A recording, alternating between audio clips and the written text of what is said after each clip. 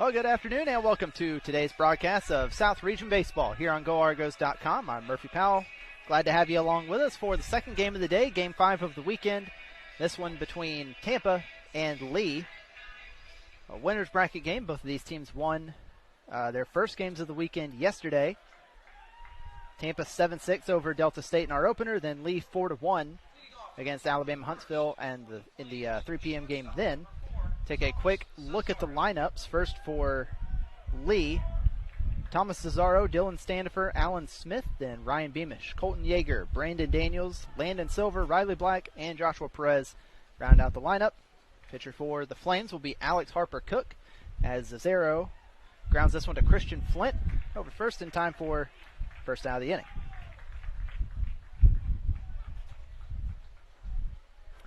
Take a look at the defensive alignment for Tampa. In left to right, Jamarcus Lyons, Jose Cadenas, and E.J. Cumbo.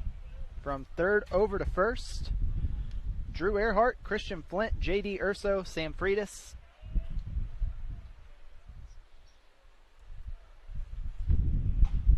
As that one gets across for to Standifer, I should say.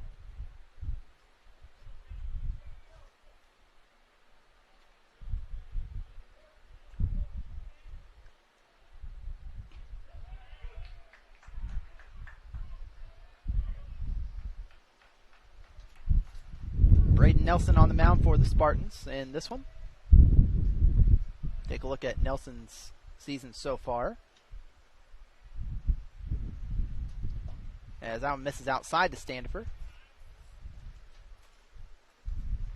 Nelson making his 8th start. He has thrown exactly 30 innings now with 28 strikeouts, 16 walks, a 6.3 ERA for Tampa. As this one's in the dirt. To Standifer. Standifer yesterday 0 for 4, hitting in the 6th spot for Lee against Alabama Huntsville. Flames got a great outing from Logan Workman, probably the outing of the day really. That one misses high and now the count is full.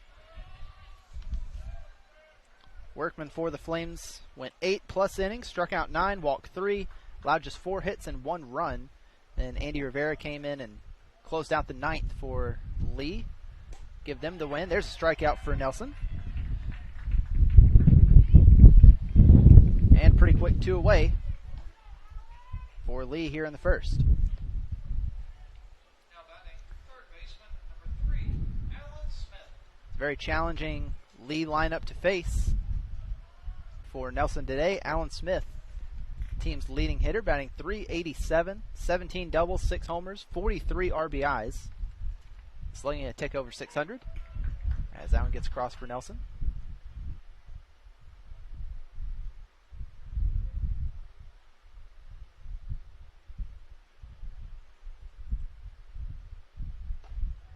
Some off speed there, got Smith to swing through it. Smith 1 for 2 with an RBI and a run scored on Thursday against Alabama Huntsville. And a swing and a miss there. Nelson makes quick work of the Lee top 3 in the first. He'll get strikeout 2. And we will head to the bottom of the first inning. Just a moment here on the UWF Sports Network.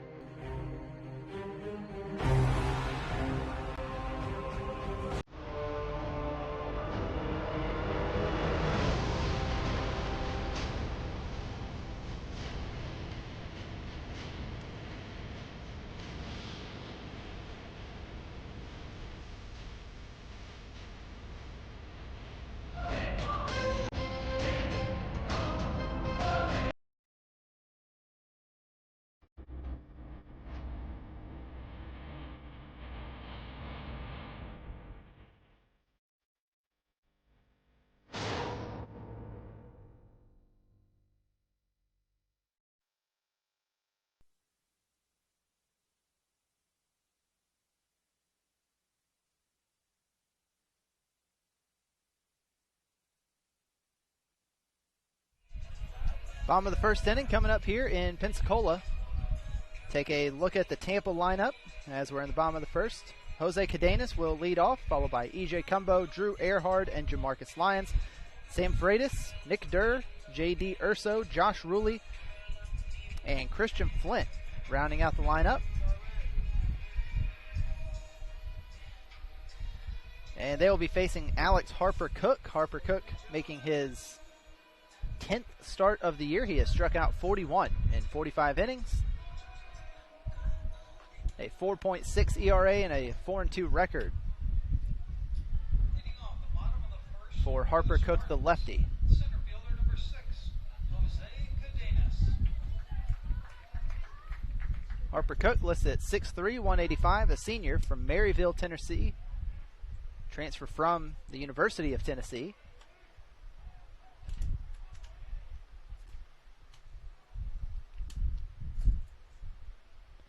Facing a strong Tampa lineup, so that one gets cross strike one. Jose Cadenas first up. Spartans hitting .292 as a team, on base percentage right at 400, slugging over a little bit over 400. And scoring 7 runs a game. They scored exactly 7 yesterday against Delta State. Chopped up the middle, and Cadenas is safe. I believe that'll go down as a hit. It looked like it just bounced off of Harper Cook's glove.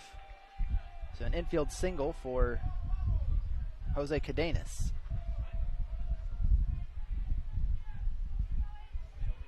Now batting right fielder number 41, E.J. Cumbo. And it brings up E.J. Cumbo, the team's leading hitter. At .388, slugging .650 on the year.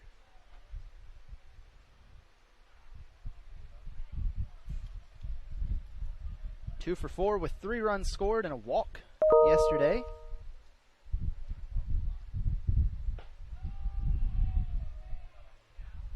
Also had a double as that one misses. Ball 1. Have to be careful with Cadenas over at first. He did steal a base yesterday, his 5th of the year.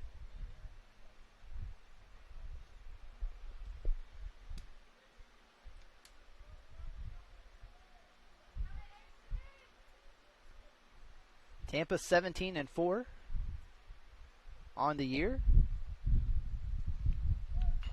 And Lee is 35-9. Chopped up to Harper Cook. He'll make the throw over to first in time. Beamish catches for the first out.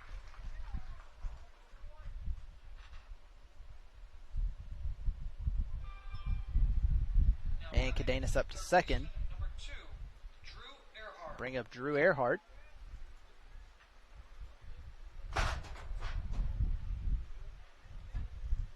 Earhart hitting .321 on the year.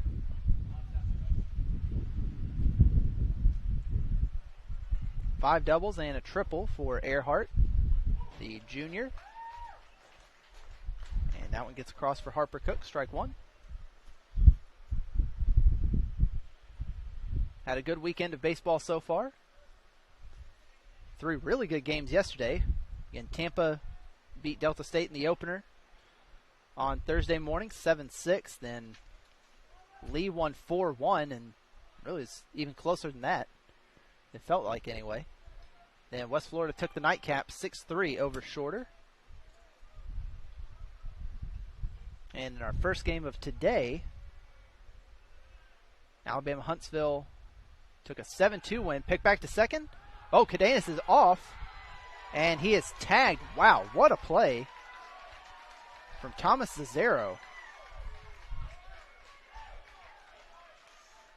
Throw a little wild. It seemed like it anyway, and I think Cadenas might have thought it got into center field. But Cesaro able to make the grab, applies the tag, and that's the second out of the inning. Wow.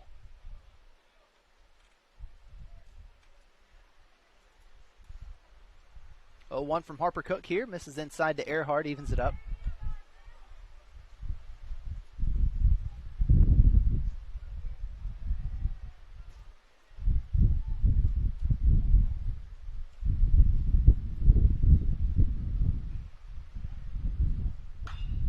This one lifted way down the line, but it's fouled well out of play.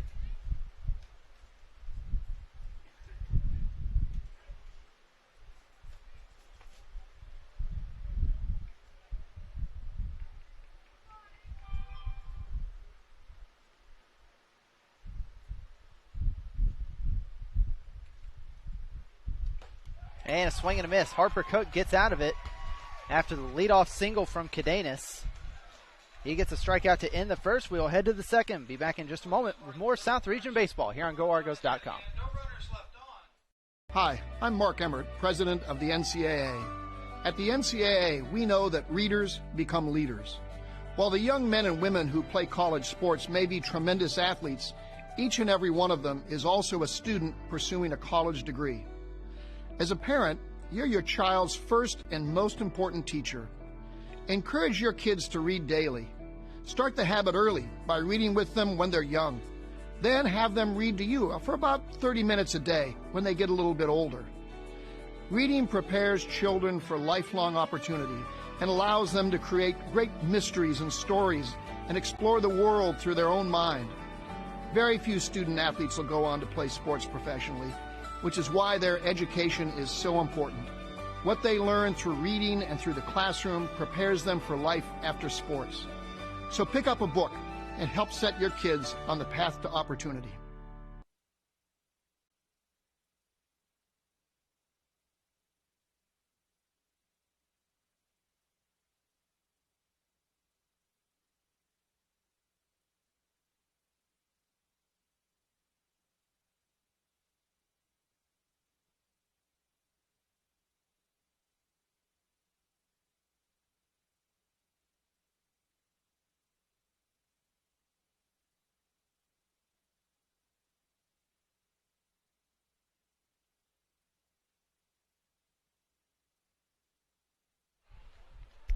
Top of the second in Pensacola, Ryan Beamish will lead it off against Braden Nelson.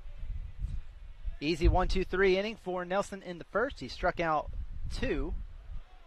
Of course, now he'll be facing one of the top hitters in the region in Ryan Beamish. Cannot say enough about Beamish's numbers this year. As now Nelson gets behind him 2-0. Beamish hitting .362. 20 home runs, 67 RBIs, 132 total bases, slugging over .750 with far more walks than strikeouts. So really Beamish about as scary as it gets at the plate. He has had hits in 5 of his last 6.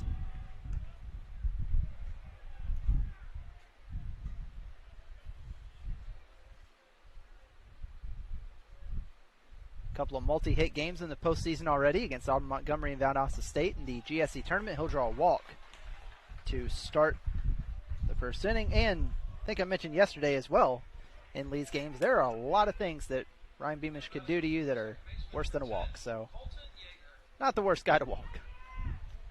Brings up Colton Yeager. Yeager, a .326 hitter. 5 doubles, 4 homers. Graduate student from Jacksonville, Florida. Had a pair of hits yesterday against Alabama Huntsville. Had 2 hits in the GSC, well, the last GSC game that Lee played. Last GSC championship game, I should say. Had 2 hits against West Florida there. A good postseason for Colton so far. 3 for 4 in the GSC tournament opener against AUM. Perfectly executed hit and run. Beamish was on the move. He's going to get to third, no problem. Cumbo picks it up and on to second. So leadoff walk and then a single for Yeager puts Tampa in a bit of trouble early on as Brandon Daniels approaches. Daniels came into the game yesterday but did not get a start. I don't think he had it bad either. Oh, he did. He had 1 at bat. Went 0 for 1 near the end of the game.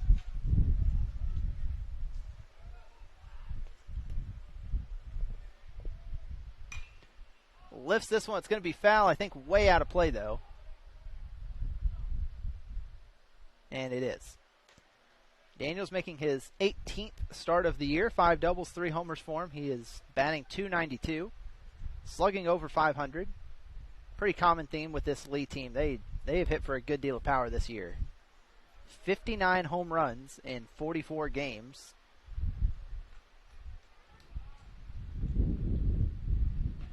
tough lineup. There's really not an easy out. I mean, even if you look at the batting averages or whatever you might want to look at, actually Zazero and Standifer have the two lowest averages for starters on the team at 248 and 263. They're the top two hitters, and they can do some damage themselves as Daniels lines this one into left. Yeager going to third. He'll slide under. Drew Earhart.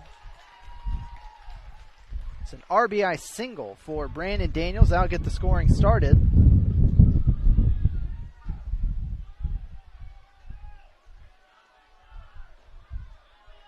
batting center fielder number 7, Landon Silver.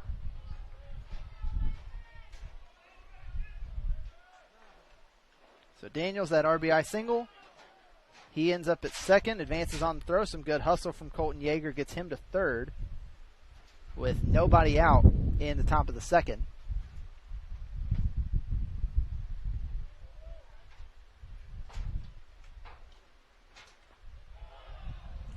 Now Landon Silver, if you were watching the league game yesterday, you saw Silver homer off that left field foul pole here at Jim Spooner Field. Absolutely blasted that one. I think that's probably the highest home run ball I've seen out here in Pensacola. 1-0. Swings through it, 1-1.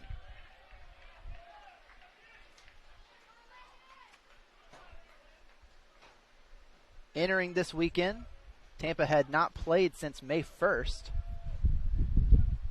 And that was actually the last time that Nelson appeared in a game as well. So he lifts this one to left. Jamarcus Lyons makes the catch. Strong throw at home, but it's going to be cut off by Earhart. The sac fly for Landon Silver. And Lee has a 2-0 lead.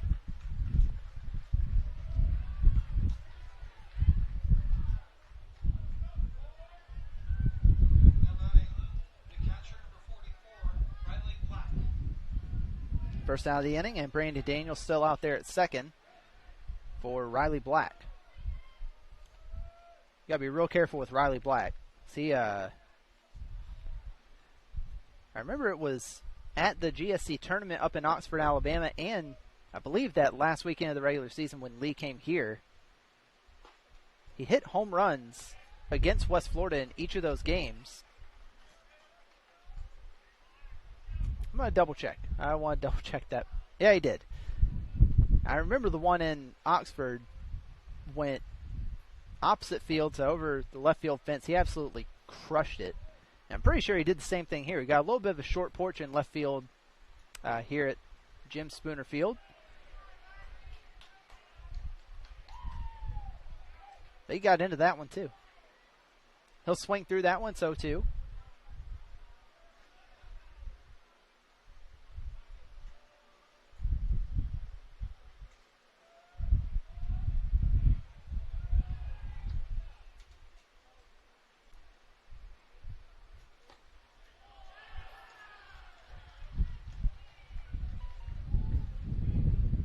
That one misses 1-2 now.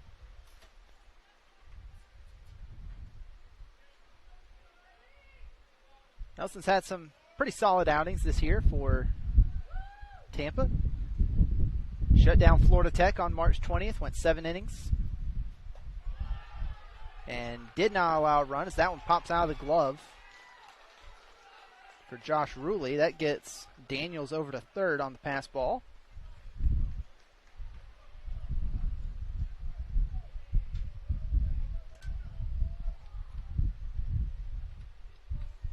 In that start against Florida Tech, Nelson, 6 strikeouts over 7 innings. Again, no runs allowed. Right before that, through 4 innings against PBA, allowed just 1 earned run as Black goes opposite field but fouls that one off and keeps it at 2-2.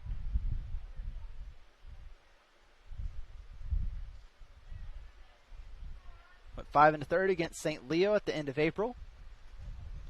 Allowed just 2 runs in that, struck out 7. 2-2 as the Tampa infield moves in, and that one misses high. Spartans trying to stop the scoring here.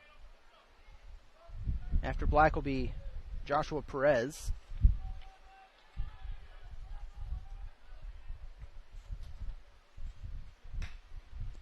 Chop foul. Now stay right there. His last time out, Nelson threw 4 1/3, allowed 8 runs against Florida Southern. Struck out 6, so I don't know. I don't think that 6.3 ERA really tells the whole story of his season. Probably a bit misleading. This was chop foul as well.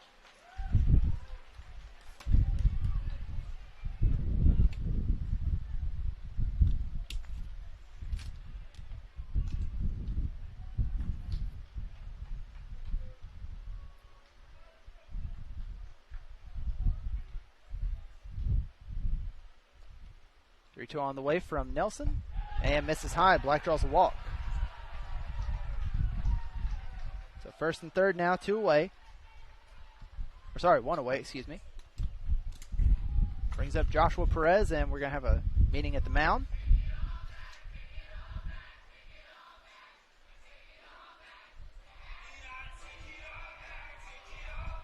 Didn't get to see Joshua Perez yesterday, but he's making his 10th start of the year, hitting just 184, but a couple of home runs and 38 at-bats.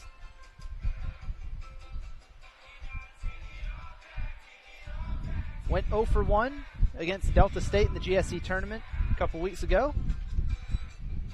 But before that, had a hit in each game of the Saturday doubleheader against against West Florida to wrap up the regular season.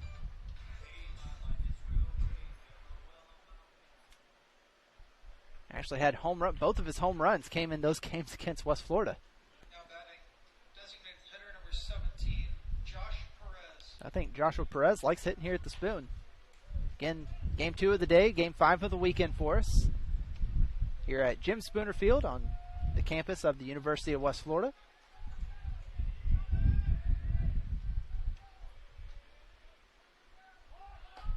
Perez shows bunt, pulls back. Ball 1.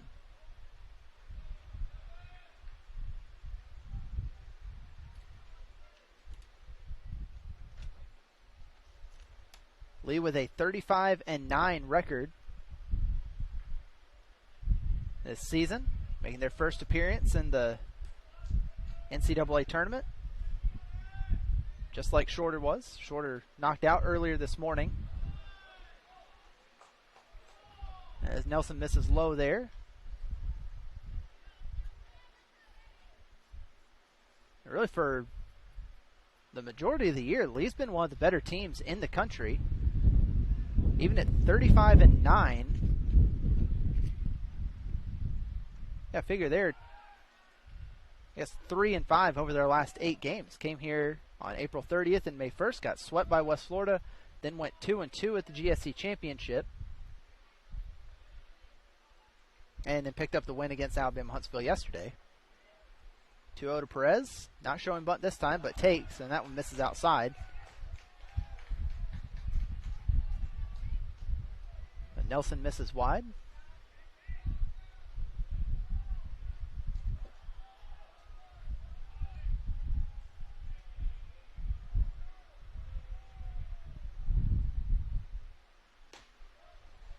And that one will get across. Got Riley Black over at first, Brandon Daniels over at third. First 3 batters of the inning got on. Beamish walked, Yeager singled to right, Daniels singled to left, and Hill singled to center here.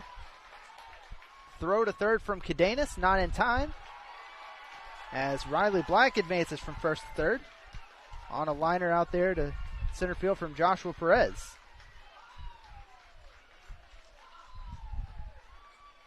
It was now 3 for 5 this year at Jim Spooner Field. Back to the top of the lineup with Thomas Zazero. And it's a 3-0 lead for Lee. Now batting, shortstop number 4, Thomas Zazero. The Beamish walks, comes around to score. Yeager puts on that Really well executed hit and run. Singles to right. He comes around to scores. Zazero shows bunt. I'll say he went for it. Strike one. And Brandon Daniels single to left. Riley Black a walk. And Joshua Perez single to center. That's been the inning so far for the Flames. Picked first, not in time.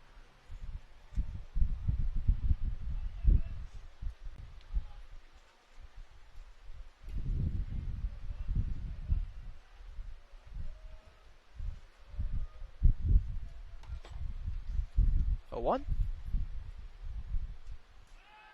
Oh, they'll have to wait a minute. Pick back to first again. That one a little closer.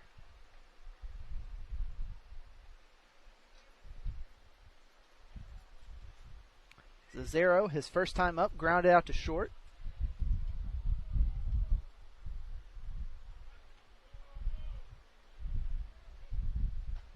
Good off speed there from Nelson. Zazero swings through it.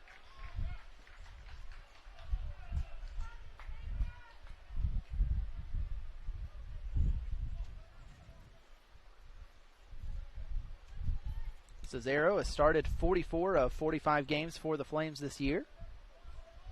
13 doubles, 4 homers. Hitting just .263, but haven't gotten to watch him the last few weekends. Think he's better offensively than that might suggest. He hits for a bit of power. Leads the team, second on the team with 26 walks. His lead team does not run very often, but Zazero does lead the team with 7 steals. 0-2. That one misses outside.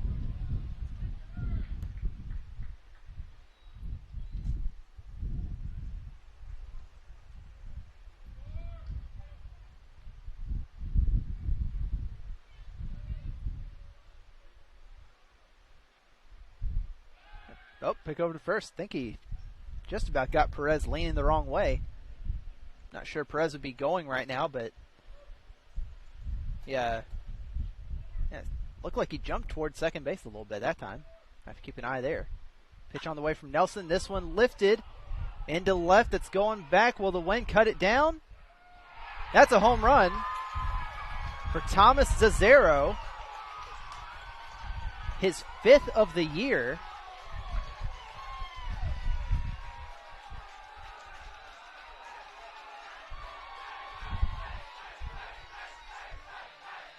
Tell you, it's a tough Lee lineup.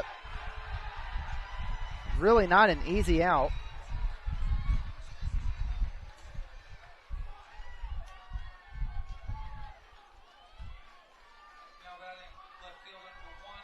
Riley Black and Joshua Perez also come across to score.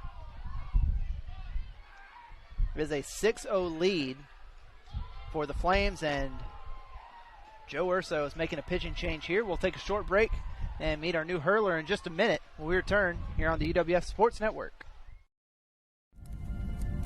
We're on a mission. We're going to be the best on the field, in the classroom, and in the community. We promise a relentless pursuit of excellence. We promise a lifestyle of integrity. We're going to lead our teams, our friends, our community, and our conference in everything we do. This mission isn't easy, but we'll graduate as champions because we are Flames.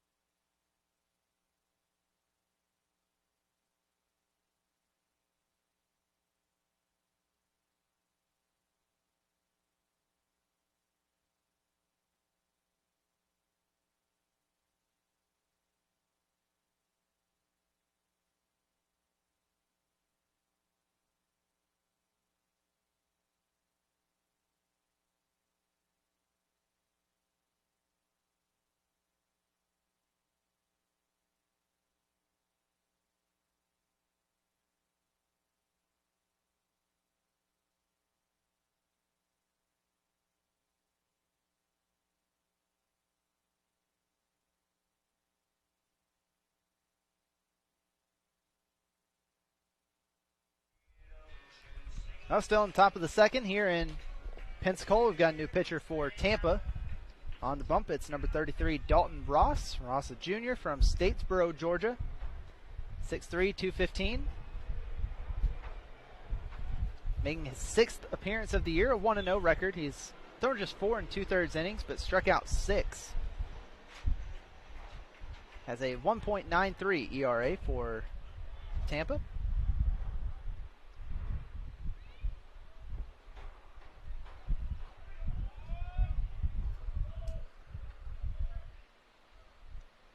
It's been a 6-run second inning for Lee. Started with a leadoff walk to Ryan Beamish. Colton Yeager then singled to right. Brandon Daniels had an RBI single to left. Sac fly from Landon Silver. A walk to Riley Black. RBI single to center from Joshua Perez. And then a 3-run homer from shortstop Thomas Zazzaro.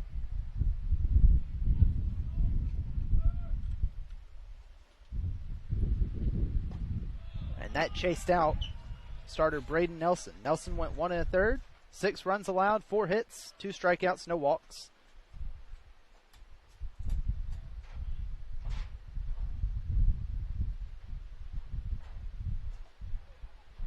And that one misses, a 4-pitch walk to Standifer.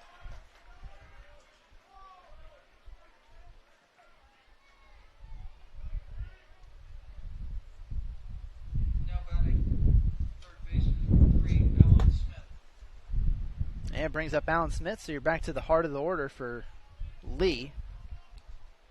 It's a tall task for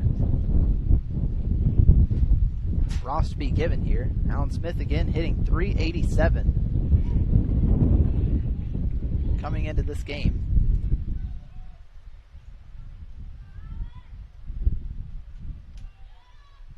Doesn't quite have the home run power that Beamish has, but 17 doubles, 6 homers. Checks his swing, did not go. Evens up at 1-1.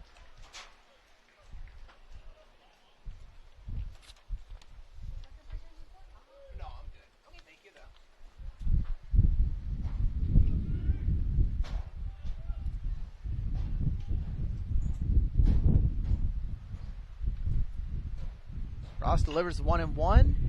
Smith caught it. Looks like he kind of got handcuffed there, and that'll be caught by Cadenas. So that'll be the second out.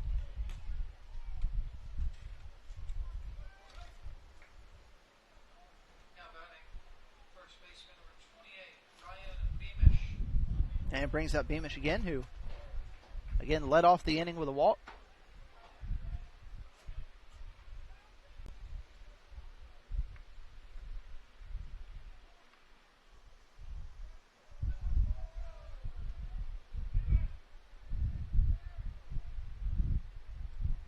First pitch to Ross, misses inside, looked like a breaker there, and picked back to first, but not quite in time as Standifer dives back head first.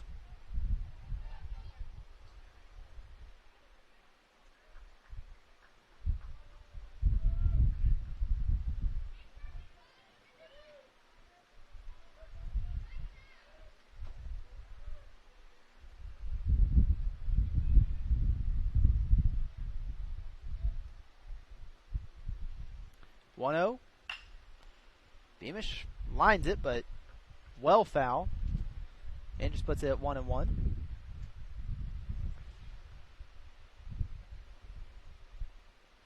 So with 4 teams ranked in the top 25 this year at this South Regional, probably about as tough a region as you're going to see in the country. Of course, this is a matchup between 2 of those ranked teams. Lee, number 7, Tampa, number 13. They're the number 2 and 3 seeds. West Florida was ranked as high as number 1 in polls that came out this week. As Beamish lifts this one, Delta State also ranked. And that one is foul, puts it at 2-2.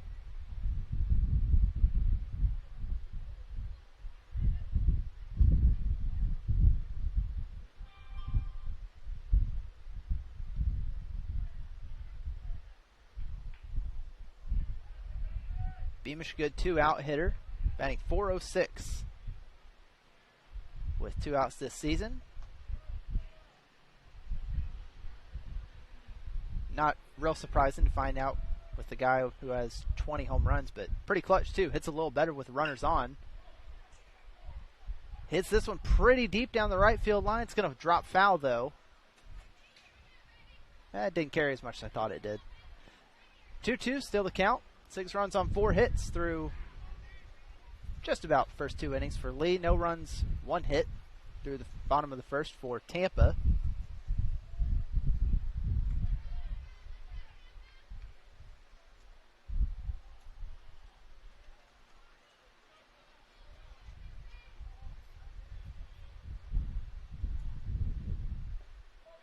Now misses inside, runner on the move. As Standifer slides in safely at second. 3rd stolen base of the year.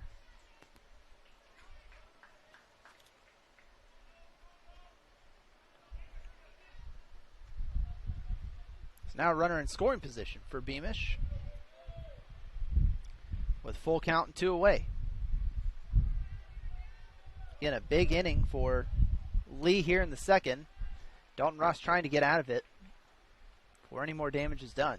Got the first out. You got Smith to fly out to center as this one's fouled off by Beamish.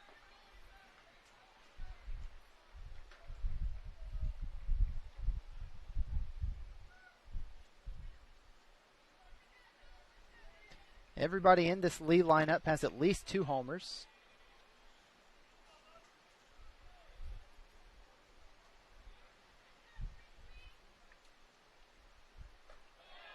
Really just not an easy out up and down the lineup as Ross delivers a walk, and again, there are worse things that Ryan Beamish could do to you, so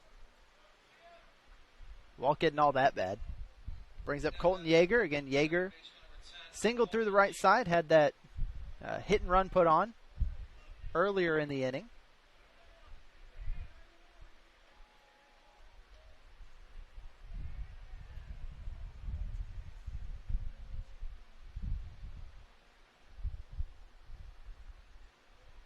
First pitch from Ross to Yeager. Lifted into center, cutting back toward Cadenas, and he'll make the catch. So that'll do it for the top of the second, but 6 runs on 4 hits for Lee. They jump out to a 6-0 lead. Bottom of the second coming up in just a moment here on the UWF Sports Network.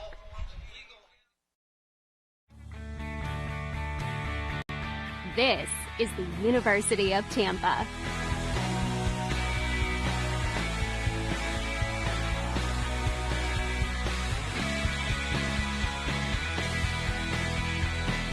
Explore your dreams. Discover your talents. Get ready to invent, innovate, and be a leader. This is the University of Tampa. If I lose, I'll respond with respect.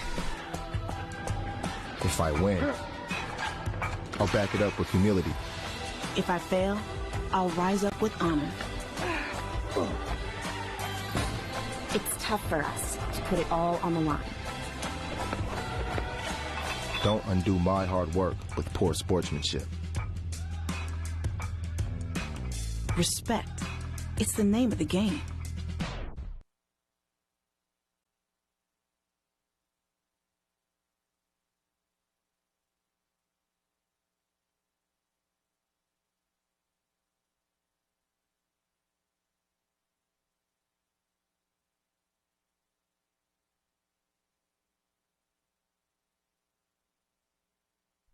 So a long top of the second for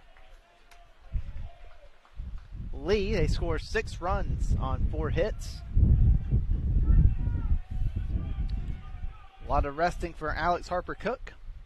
He heads back out for a second inning work. Really didn't have any trouble in the first. Gave up that single up the middle to start the inning to Jose Cadenas, but then picked off Cadenas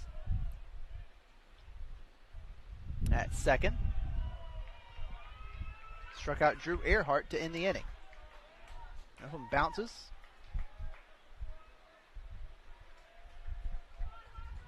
Lions hitting .322, slugging .475, on base of .440. That's 3 doubles, couple of home runs. More walks than strikeouts.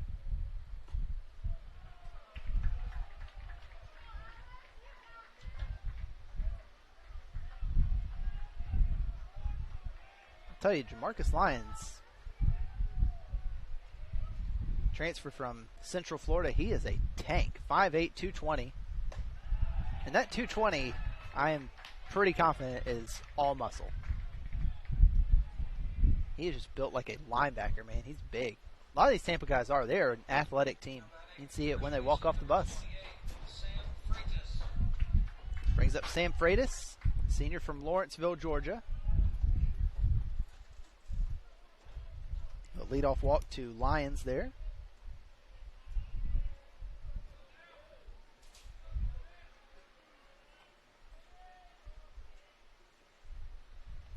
Freitas making a second start.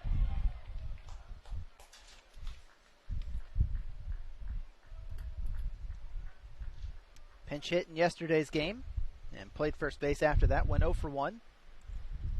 Got a meeting out the mound.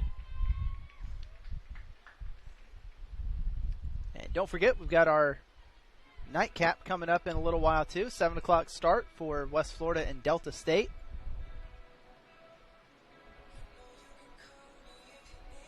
It should be a pretty interesting game. Argonauts and Statesmen have played each other 6 times already this year.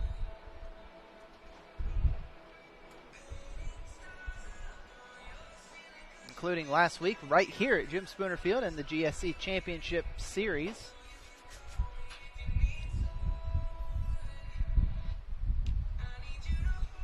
And Tampa outlasted Delta yesterday. Again, won 7-6. Man, the Statesmen can hit. A couple of home runs from Jake Barlow. He's up to 19 on the year. A home run from Hayden White. They're pretty tough, man.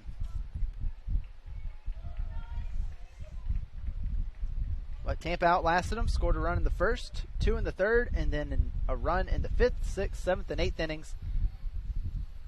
And that's all it took. Just score a run just about every inning, and be in a pretty good spot. 1-0 on the way from Harper Cook to Freitas. Gets across, strike 1.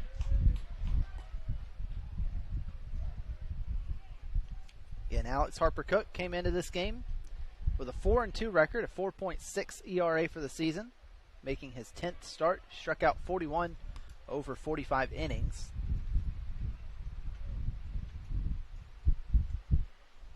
Here's the 1-1. Breaker, and low, misses.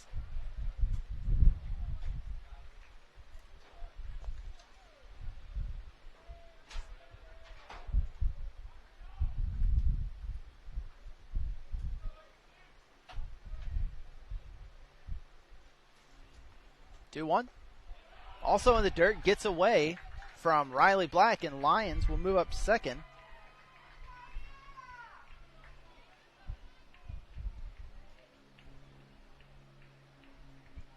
On the wild pitch.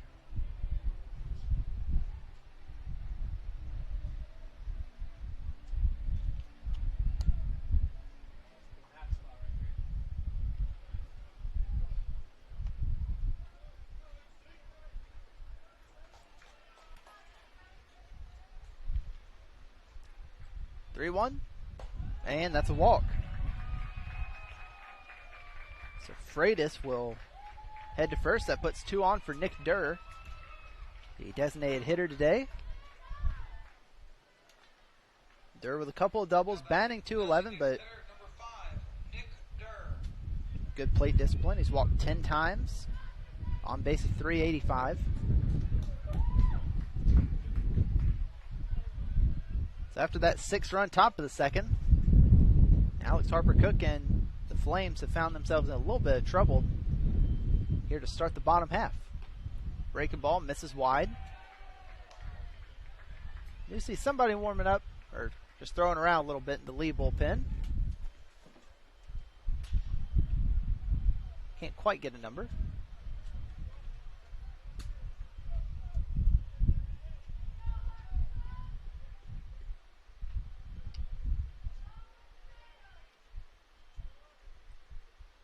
1-0. There we go. Gets across, strike one.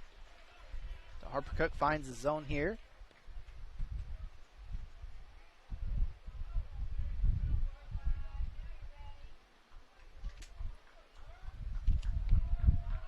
Freshman J.D. Urso on deck.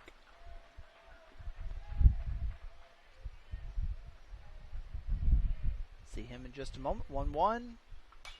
And that one fouled off.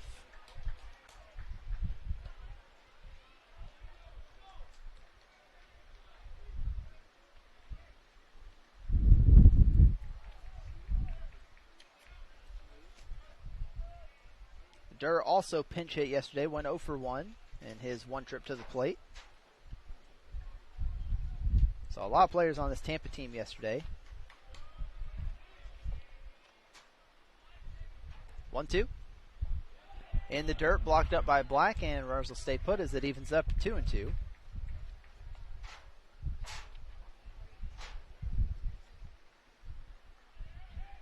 The Spartans in that win yesterday got a couple of really strong relief appearances. A great one from Alex Passarella. Struck out 5 over an inning and 2/3. Allowed just 1 hit. And the hand of the ball to Jordan Leisure, Sunshine State Conference Pitcher of the Year. Struck out 4 over 3 innings, allowed just 1 hit. That was a homer to Jake Barlow. Other than that, really had no trouble with the Delta State offense.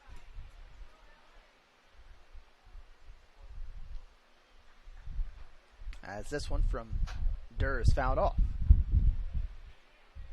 Nobody out, 2 on, 2-2 the count. Lions at second, Freitas at first.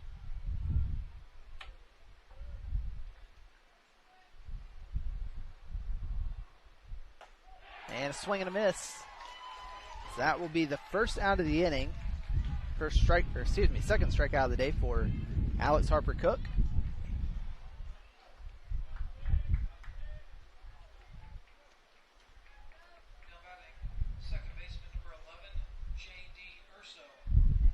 Up J.D. Urso.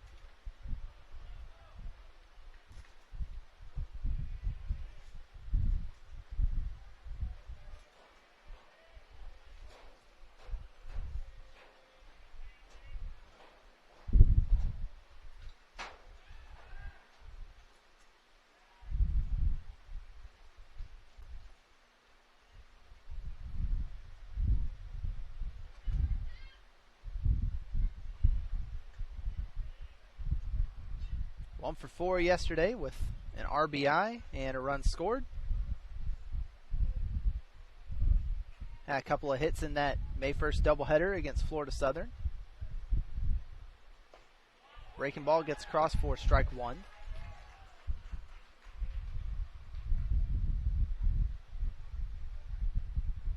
Had 3 hit games against Palm Beach Atlantic and St. Leo earlier this season. A couple of hits against Florida Tech in March.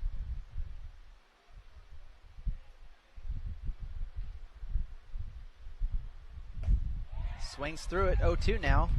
Big at bat for both sides, really. If you're Lee, after that 6-run top of the second, you really just want to shut down Tampa here and get through it. If you're Tampa, you want to bounce back and keep things going, especially after the first 2 guys get on. The big at bat here for the freshman Urso. 0-2. Harper Cook, I think, went with the fastball there, but missed low. Puts it at 1-2 now.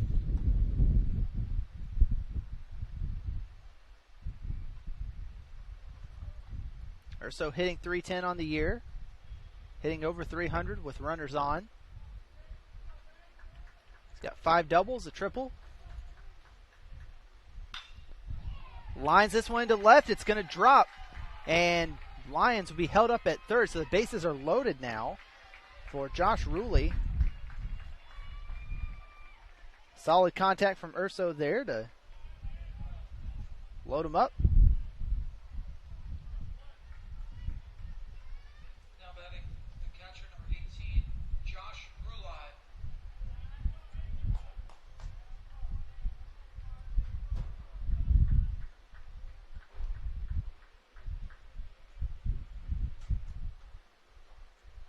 that liner right at Dylan Standifer in left field. Think that's a smart call to hold up Lyons there. You certainly don't want to run yourself into an out at home, and would have taken a good throw, but maybe not necessarily a perfect one to get Lyons there. First pitch to Rulai, gets across, strike one.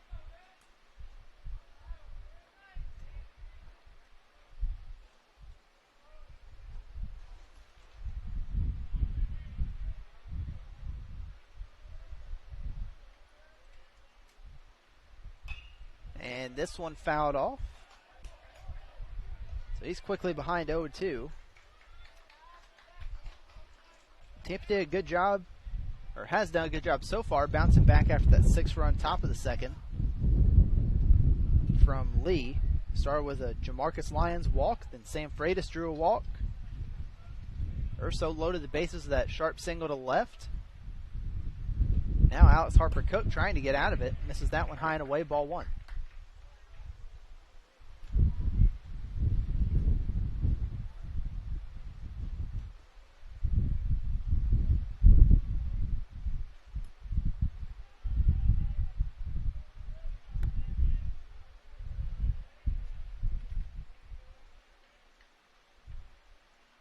Harper Cook checks in, the 1-2 on the way to Rulai. He'll watch. Evens the count at 2-2. Checked a swing, but did not go around.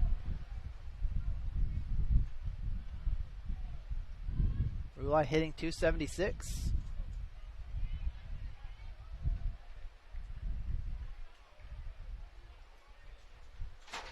.462 with runners on. That one misses high. Now Harper Cook in a bit of a jam.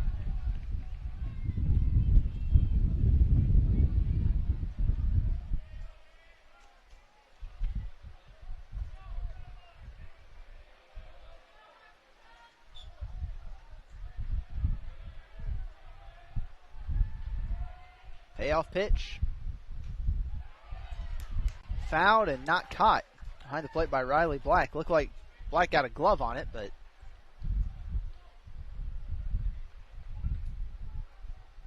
no way he could have hung on to that one.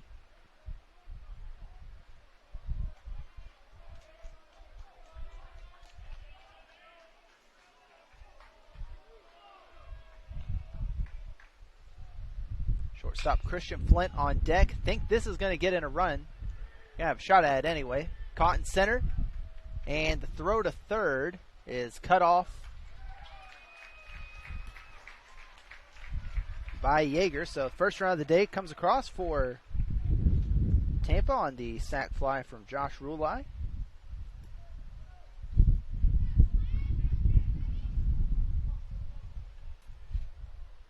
Now batting shortstop number 20, Christian Flint.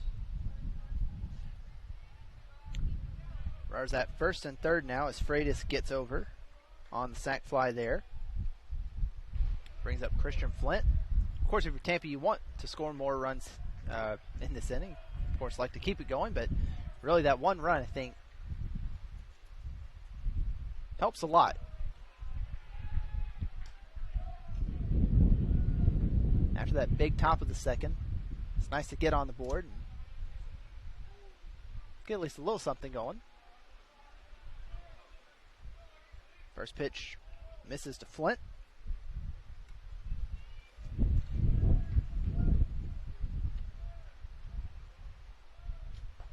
Just his 15th at bat of the year. That one gets across, evens it up at 1-1.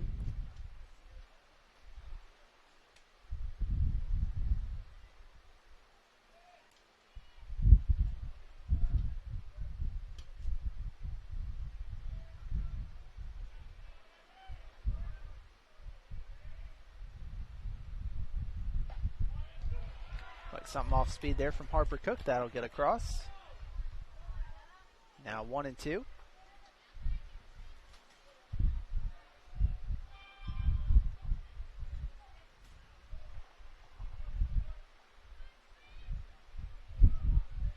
Got Urso over at first.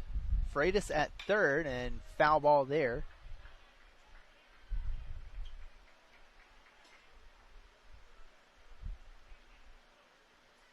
Flint has been all around. Started his career at South Carolina. Went to Palm Beach State College for a year. Then went to the University of Florida. Started a couple of games for the Gators there and played in 16. Then transferred to Tampa. Hit .270 with a home run last year in that shortened season.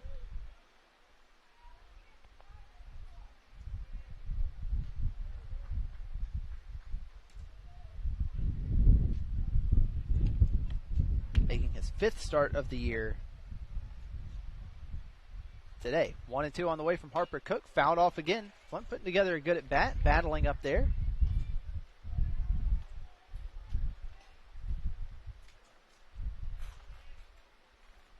(6-1) our score. Tampa's bounced back with a run here in the bottom of the second on that sac fly from Josh Rulai.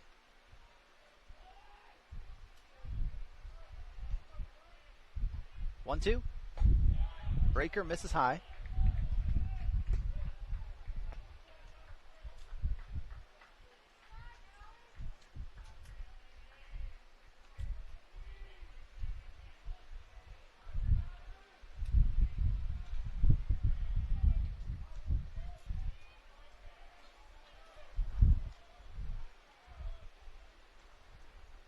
(2-2). Another breaker. Well, now Urso's going to be on the move over at first. Huge pitch here for Harper Cook. I mean, if you can work around 2 leadoff walks and only allow 1 run after that top of the second that your guys had, I think you got to be pretty excited about that. Of course, Tampa, I think Tampa's probably pretty happy so far with the run they've put up. Put together some good at-bats. They haven't been overpowered or anything by Harper Cook by any means. So as long as you score at least that 1 run, and again, yeah, they'd love to score more. The inning's not over. But that 1, I think, is real big for them.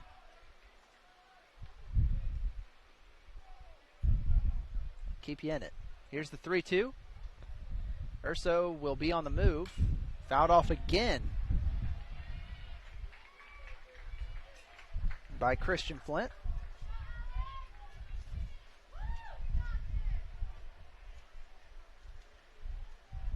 Probably the 8th pitch of this at bat?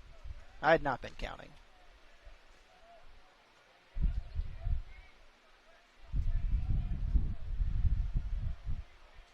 (3-2).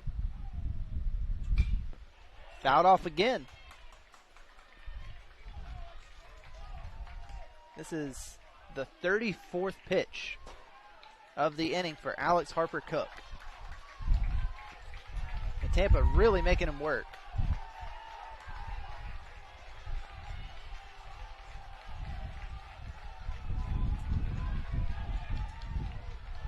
Another 3-2 on the way.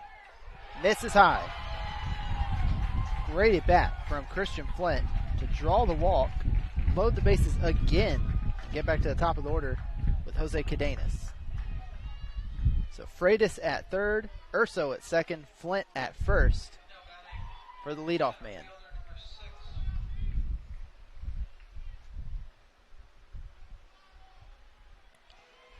And Lee head coach Mark Brew will walk out. I think we're going to see a pitching change.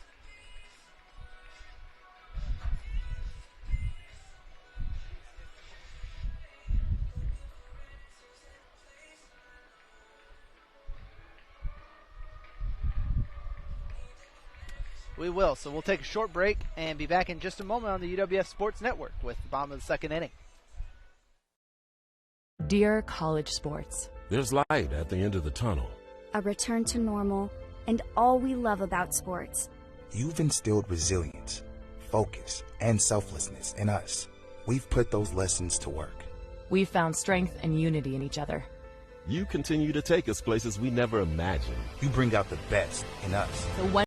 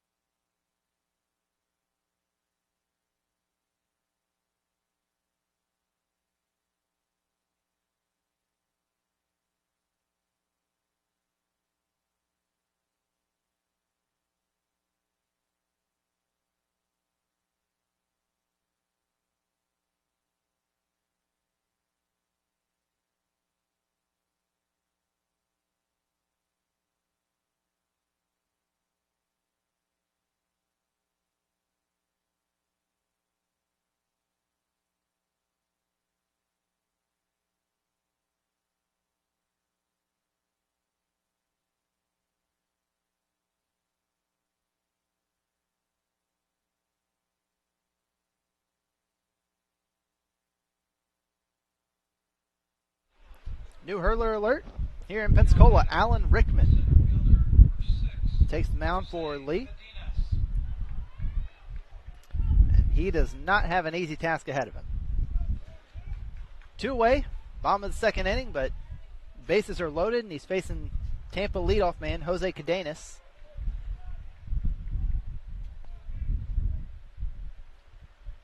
Get the book on Rickman here. 4.91 ERA. He is making his 13th appearance of the season without misses outside. 29 and a third innings. Opponents hitting just .241 against him. He struck out 17 in 29 and a third innings. Last couple of times out, I should say, have been rough on Rickman. 2 2/3 total innings. He has allowed 5 hits and 5 runs. And those as Cadenas fouls it down the left field line, evens it up at 1-1. Before that, and those were against West Florida and Auburn Montgomery. Before that, he had some really good appearances. Threw a perfect inning against Mississippi College. Went 3 2/3 against West Alabama. Didn't allow a run there and struck out 2. Didn't allow a run in 4 1/3 against Miles. Struck out 3 over 3 innings. Didn't allow a run against Montevallo. So last couple outings might be a little, I don't know, just might not be indicative of how good a season Rickman's really had.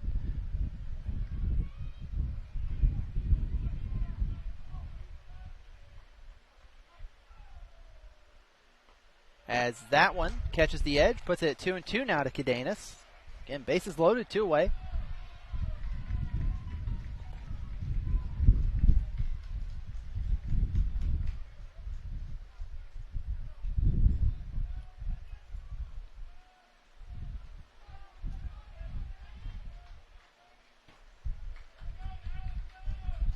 Two on the way. In the dirt. So everyone's going to be on the move again. Cadenas singled his first time up. Had that hit up the middle. Spartans have only tallied 2 hits so far, but Jamarcus Lyons started the inning with a 4-pitch walk. Sam Freitas drew a walk. J.D. Urso singled to left. Christian Flint drew a walk. That brings us now. Spartans trying to add to this second inning total. Hard liner down the left field line. Just foul.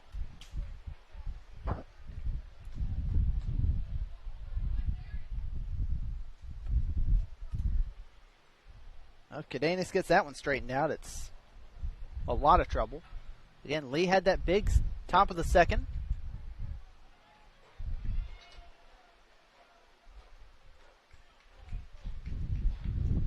Tampa trying to bounce back with their own now.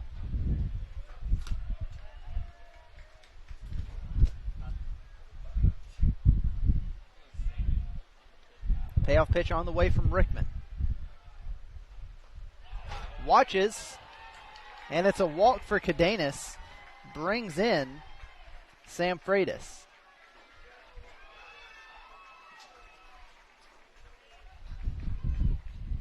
And Freitas was the second batter of this inning. He has been on the bases for like 25 minutes.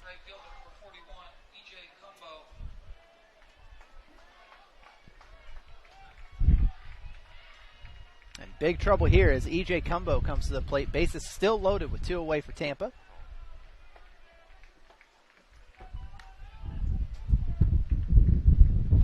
First pitch, taken. Kind of figured he was going to take the whole way. That gets across for a strike. Cumbo hitting .387. Slugging .650. .375 hitter with 2 outs. Really good bat in this Tampa lineup. Is averaging 7 runs a game.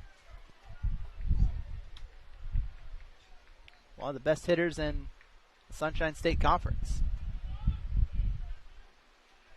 1-1. Is that one missed low? Get the final line for Alex Harper Cook after this inning.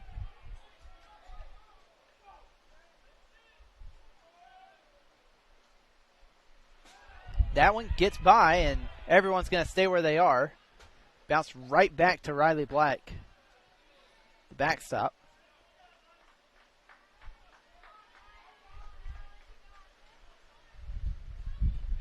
And that'll get your blood pressure up. Those are always scary. Runners on like that, and everyone's probably a little bit extra jumping out. 2-1 the count to Cumbo. He grounded out to Harper Cook on the mound last time up. His first time up. Here's the pitch. Chopped foul. Evens up at 2-2.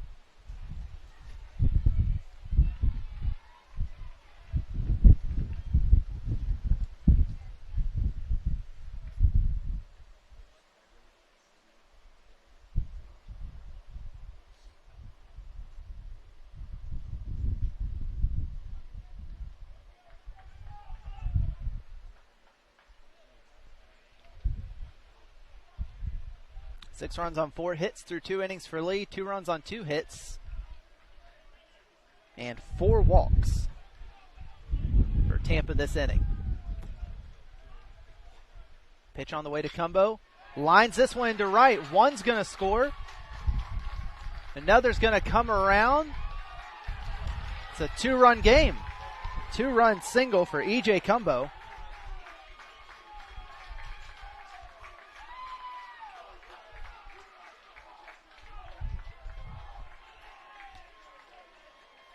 As Cadenas gets up to third.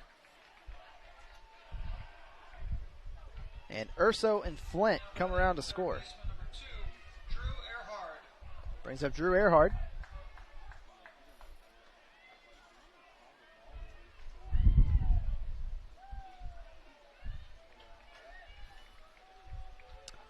So a 6-run top of the second for Lee, followed by a 4-run bottom of the second so far for Tampa. We're still in the heart of the order.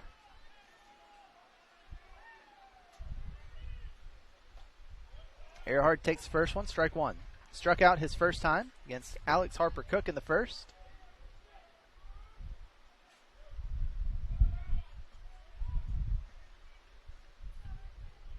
Earhart hitting .321 on the year, slugging over .450.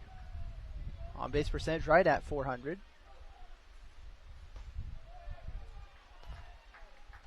Got 5 doubles in 15 games.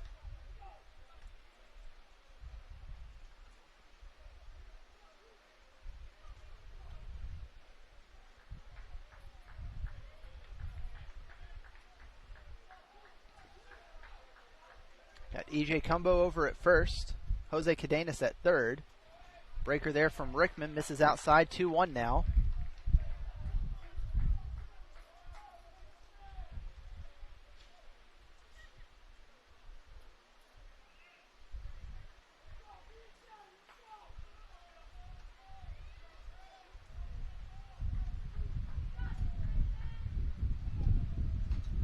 Good breaker there.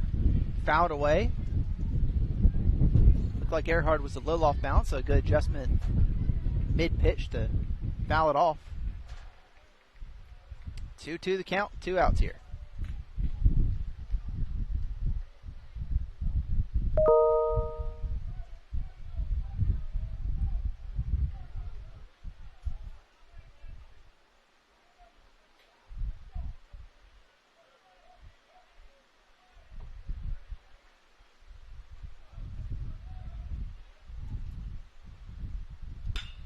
Up the middle. It's going to get through.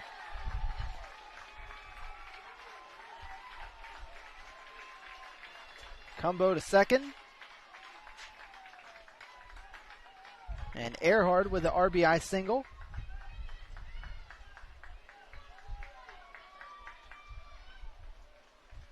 So both teams have batted around in the second inning, and now Mark Brew is back out.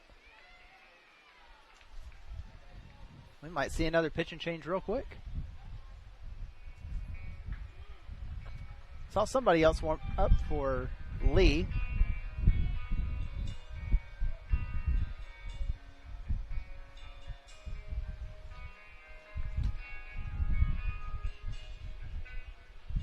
Let's see what's going on out there. Looks like Brew's looking over the bullpen. Think he's just waiting for his pitcher to come along. Yep, we'll have a new one. So Rickman only lasts 3 batters. We will take a short break and be back in just a moment with the remainder of the bottom of the second inning here on the UWF Sports Network.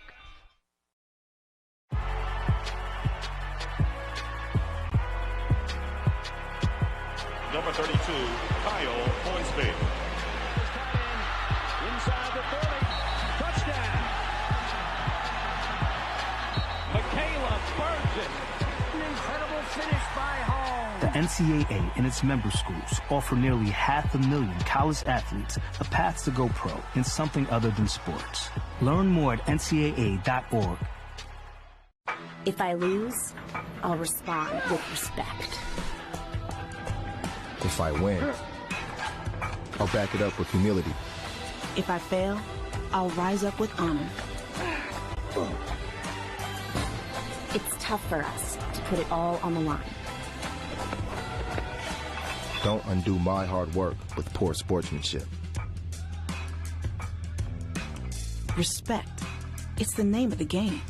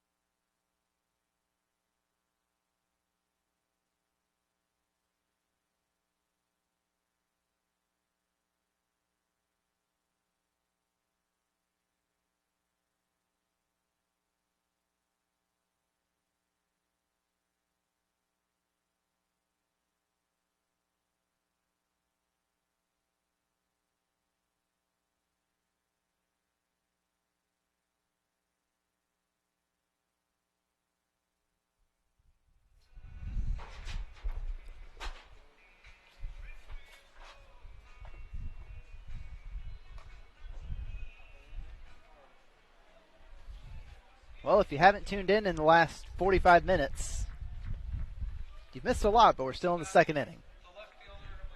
It has been a 5-run second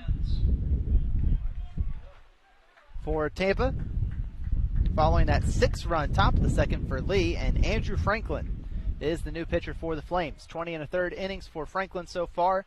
He has struck out 15. He's making his 14th appearance of the year, has a 4.4 ERA.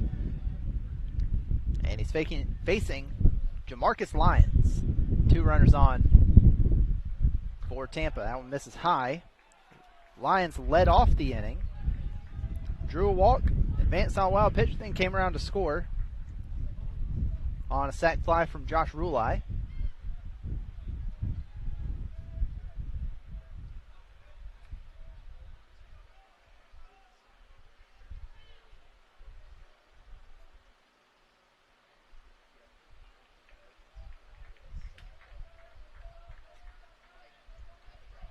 On the way from Franklin, the lefty.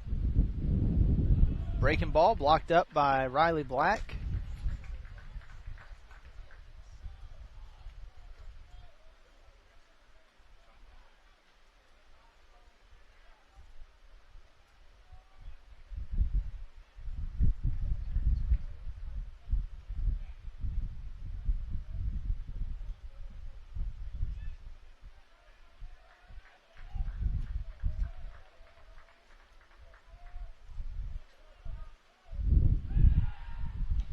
Pick over to first, but nothing doing there.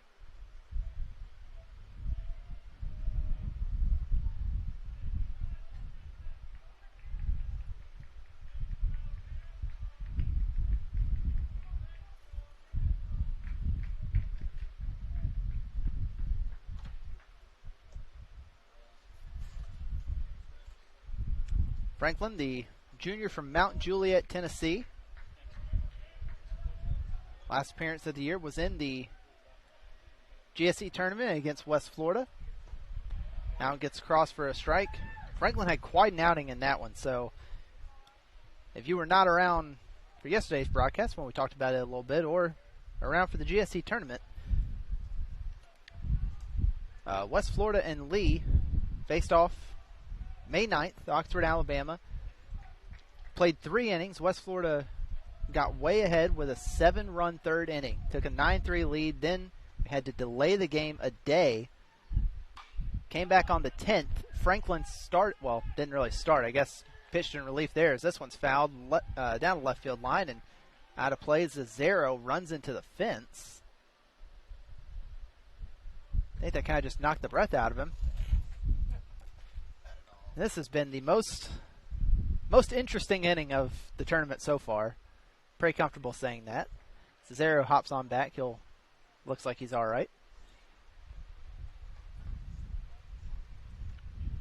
So West Florida leads that game 9-3 in the GSC tournament. Franklin comes out that Monday, which is really in the fourth inning. Throws 4 1/3, allows just 1 run, strikes out 1, allows 5 hits. Really sharp in that one. He really did look impressive, and that's the last time he pitched. Lifted into right and going to be caught on the run, so that will do it.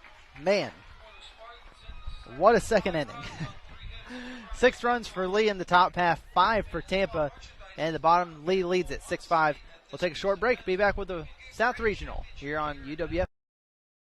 I was told the place I was looking for didn't exist. A place that could refine my raw talents into something greater. Where I could ask big questions about my faith, not settling for easy answers. And I could risk what's comfortable in pursuit of my dream. To join with others, find my voice, and change the world. I was told that place didn't exist. Then I found Lee.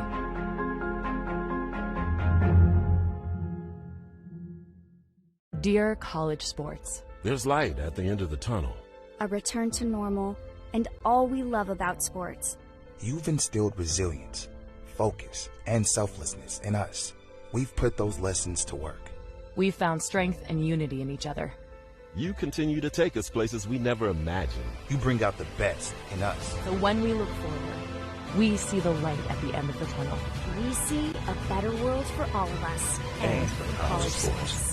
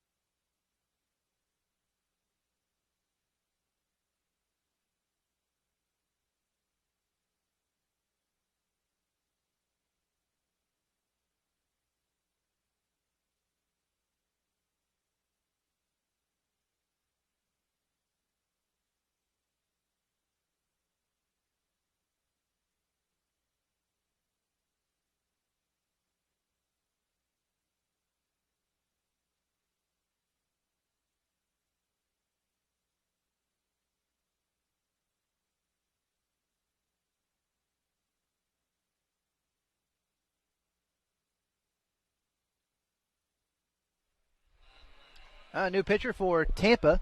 It's number 30, Eric Linder.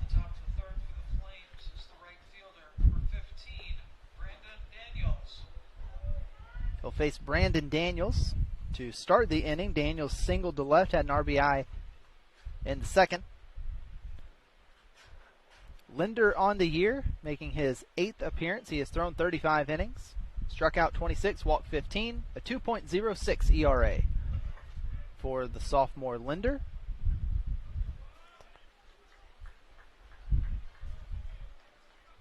Linder 6'2", 235 from St. John's, Florida. Junior college transfer from the College of Central Florida, and Daniels will start off the inning with a single to left.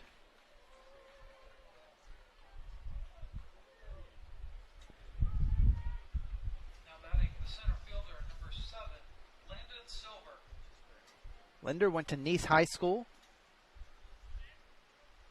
Helped lead the team to a state championship in 2017. He was the 2017 County Player of the Year. Then had a real strong couple of years at the College of Central Florida. Good breaker there. Gets Silver to swing through it. Landon Silver had that sac fly his last time up. Homered off the left field foul pole in yesterday's game against Alabama Huntsville. That was his 12th of the year.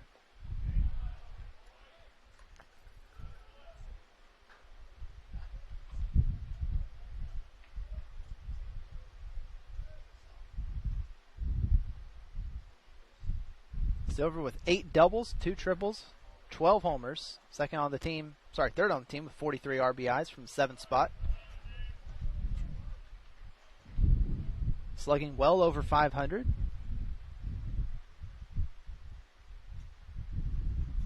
Senior from Huntington Beach, California, from Orange Coast College. 1-1 from Linder, swings through it.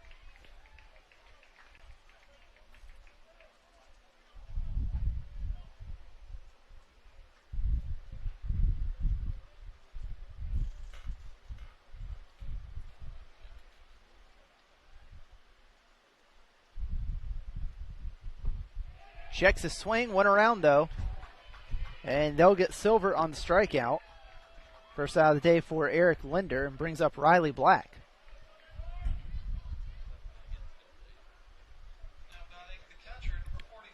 Black drew a walk his first time up, came around to score.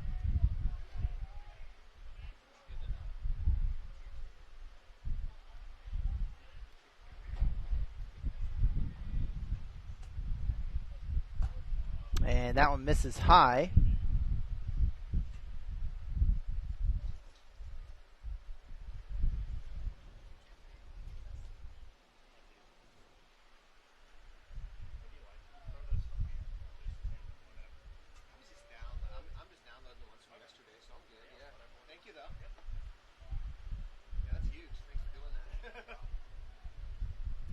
Linder checking in. It's a sign from Rulai. He'll deliver the next pitch to Riley Black. Good breaking ball. Gets across there. Again, Riley Black, a lot of power to the opposite field. Had homers in final regular season series of the year. To opposite field here in Pensacola. Then up in Oxford, the GSE Championship also had an opposite field home run. Pick over to first, but back in time.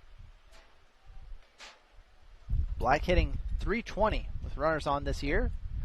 48 points higher than his, season batting average. I was about to say regular batting average, but that didn't feel right. Good heat there from Linder. 1-2 now.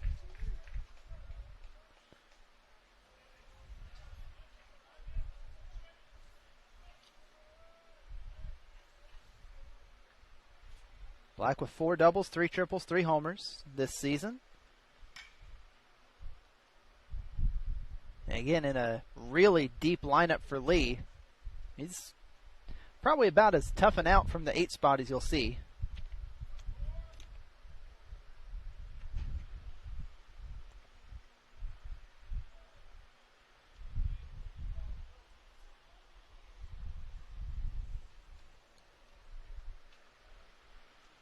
Of course, at this point in the season, especially in this region, there aren't a whole lot of free outs anywhere to be found in this tournament.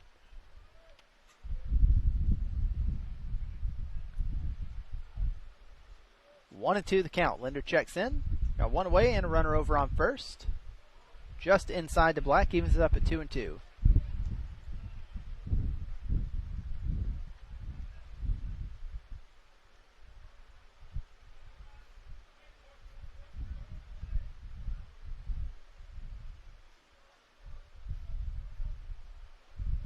Linder 4-1 on the year. Strikes out Black there for the second out of the inning. Gets him looking.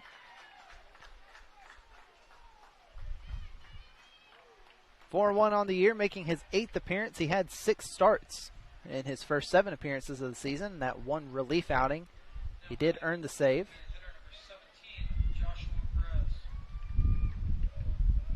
Last time Linder pitched was May 1st against Florida Southern. Went 3 innings. Was ultimately charged with 7 earned runs, though.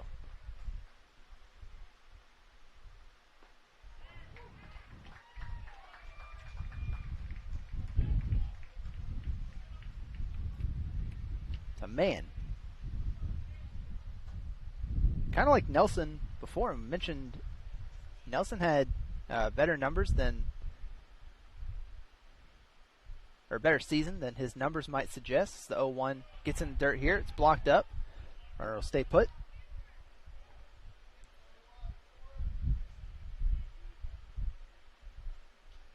Linder only had one earned run. Oh, sorry, he allowed 4 earned runs in that game. 7 runs total, 8 hits. That's what it was. All right, misread. But still, 4 earned runs in 3 innings. And he comes into this game with a 2.06 ERA. So for that outing, he must have just been lights out.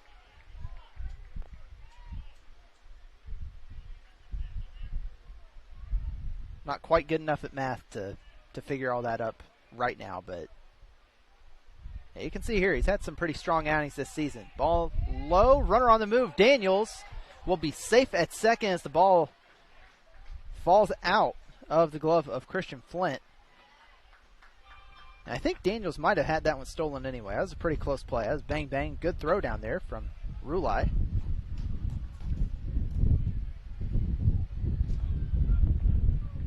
Second steal of the year for Daniels.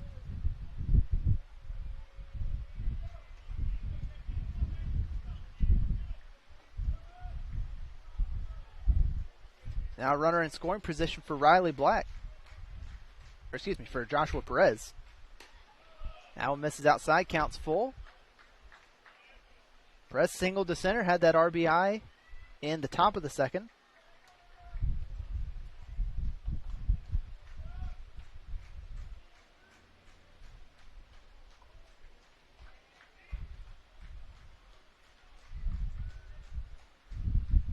Two.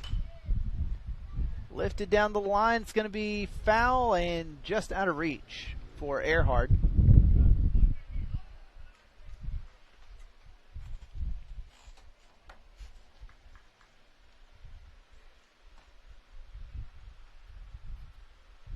So count still 3-2. Leadoff man Thomas Zazzaro on deck should Perez continue the inning.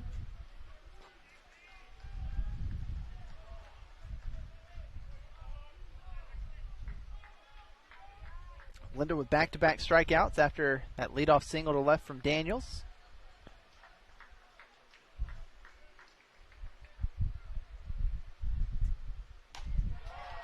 Gets his third in a row here. Heading to the bottom of the third. Lee still leads at 6-5, but Eric Linder comes in, shuts him down in the top of the third. Be back with the bottom half in just a moment here on the UWF Sports Network.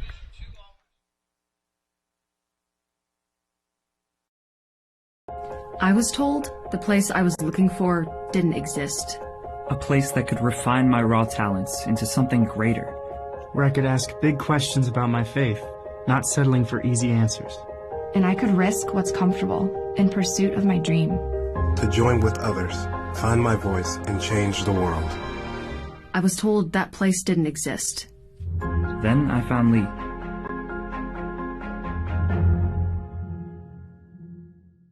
Dear college sports. There's light at the end of the tunnel. A return to normal, and all we love about sports. You've instilled resilience, focus, and selflessness in us. We've put those lessons to work. We've found strength and unity in each other. You continue to take us places we never imagined. You bring out the best in us. So when we look forward, we see the light at the end of the tunnel. We see a better world for all of us. And for college sports.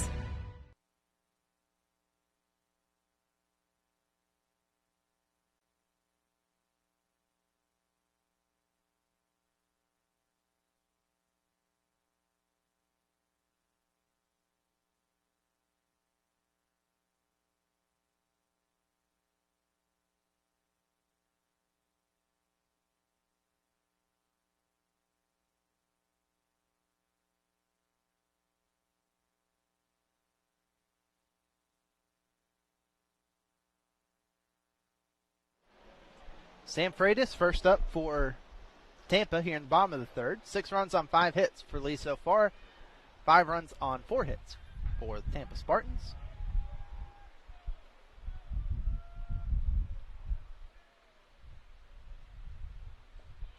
Good breaker from Franklin, but that one misses low. It has been something else, I guess, for these first 2.5 innings. After easy first innings for each side, Lee and Tampa totaled 11 runs in the second. Bobbled by Zazzaro, but makes the play as he recovers there for the first out of the inning.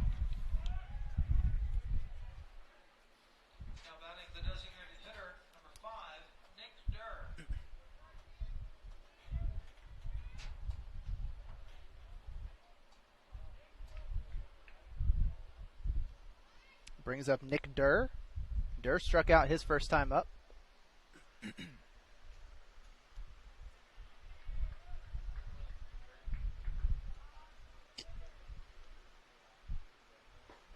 Gets crossed, strike one. Both teams on their third pitchers of the day already.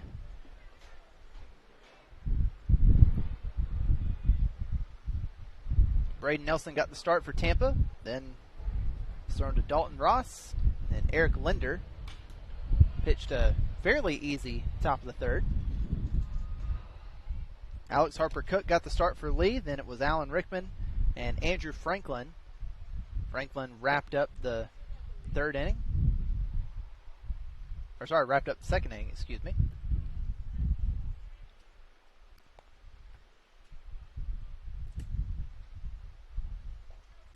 That second inning lasted quite a while. That was a long one. 11 runs between the two sides. I think there were 5 walks, maybe a couple more than that even.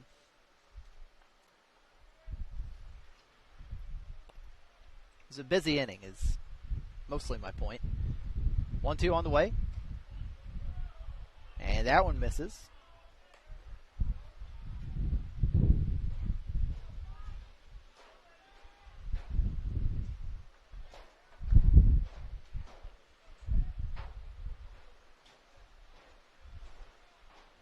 And the 2-2 here. As time is taken by Nick Durr. Of course, Tampa, the 2019 national champions, the reigning national champions. I think we could say they're kind of the wild card in this one, with a 6-team regional. 5 come from the Gulf South Conference. Tampa, the Lone Sunshine State Conference team in the regional this year. And they have played just 21 games, a 17-4 record, but nobody else in the field has seen them this year. While the other 5 teams have either played each other or been able to scout one another or seen each other at the conference tournament, whatever it might be. The Tampa is the interesting one for this season. Lifts it up, caught in the shallow right field by Yeager, and that'll be the second out.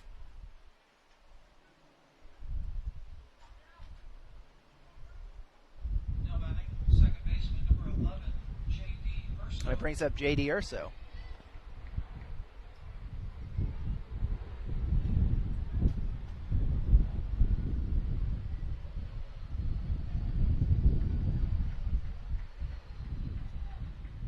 And time called by Urso here.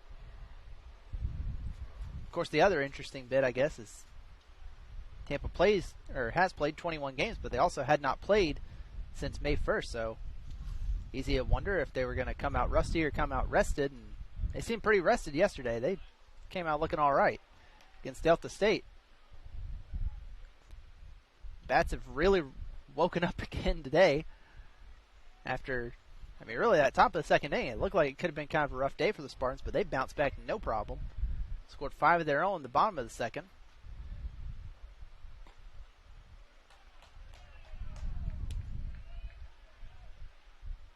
And to Lee's credit, came out and scored 6 runs in the second inning. Again, a really deep lineup for the Flames this year. Certainly the deepest I've seen from them in their time in the GSC. That was a real good field this year in the NCAA Regional. 2-0 on the way to Urso with 2 away. That one will miss high, ball 3. Urso singled to the left, had that sharp line drive. In the second, he came around to score the third run of the inning for Tampa.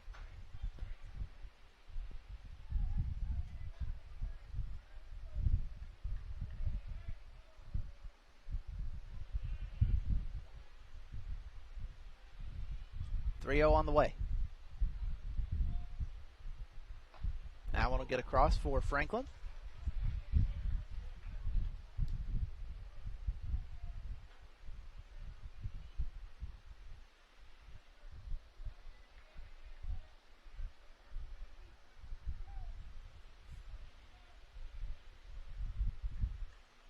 Now the 3-1 to Urso. Breaking ball misses in. And he'll reach for the second time today.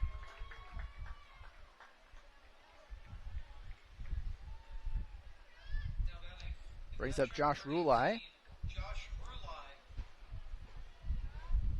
Sac fly to center field. In the second.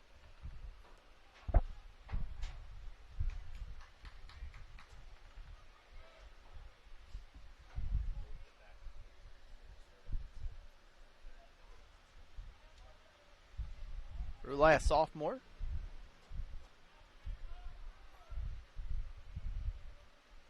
Actually pretty familiar with Pensacola. If he chops this one through the right side, that would be a single for him.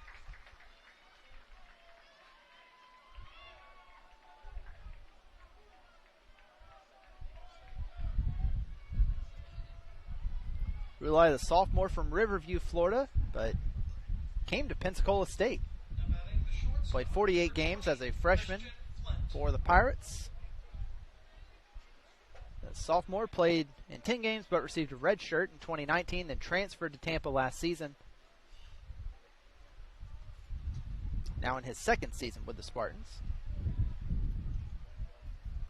Brings up Christian Flint.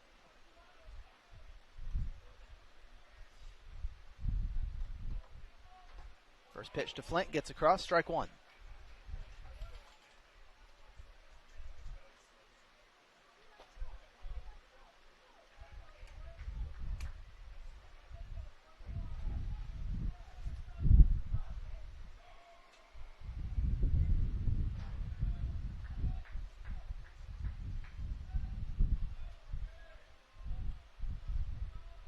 One. Franklin checking back with Urso at second, but looks down, now delivers, and that one gets across, 0-2.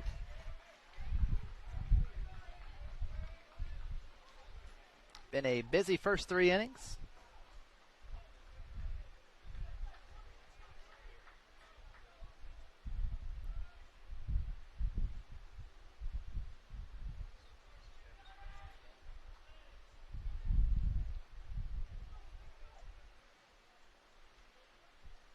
.2 here. And that one misses high. Franklin trying to get Flint to chase, but wouldn't do it.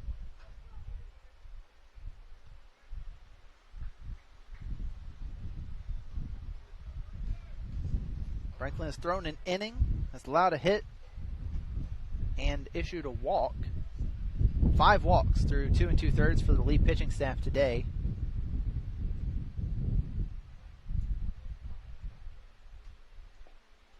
Breaker there, but outside and into dirt. Would not be chased.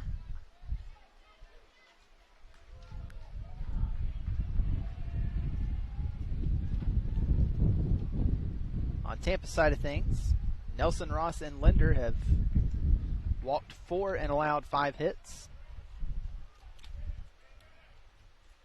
They have also struck out 5. Linder struck out 3 in his first inning of work.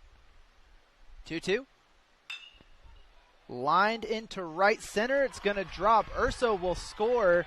Diving effort out there to try to stop it. That was Silver. And now Rulai will score from first. And Tampa holds a 7-6 lead.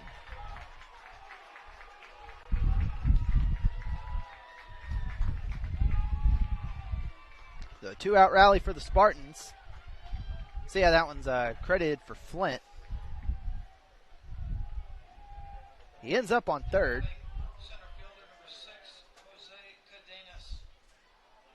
We're back to the top of the lineup with Jose Cadenas.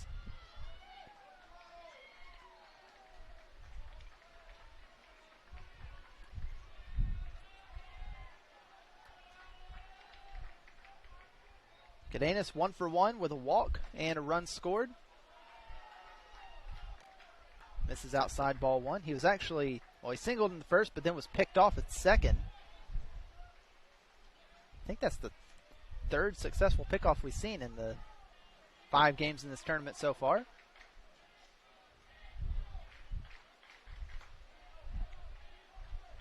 Watto, Franklin looking in, delivers. Chopped, fielded by Zazero, and over to first in time.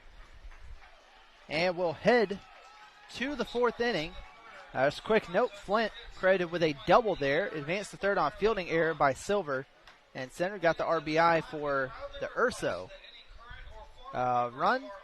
And just like that, Tampa takes a 7-6 lead. Heading to the 4th here on the UWF Sports Network.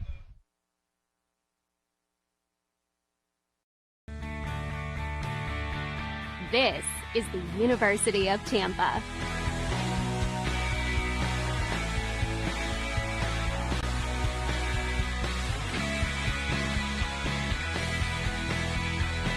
Explore your dreams. Discover your talents. Get ready to invent, innovate, and be a leader. This is the University of Tampa. Being a champion takes more than talent, more than the perfect pass, more than using your head. Being a champion takes the spirit to always push harder, the ability to overcome any hurdle, and the fire to be the best. Welcome to Division II, where the pursuit is yours to create. And the question isn't, can you do it? It's, will you?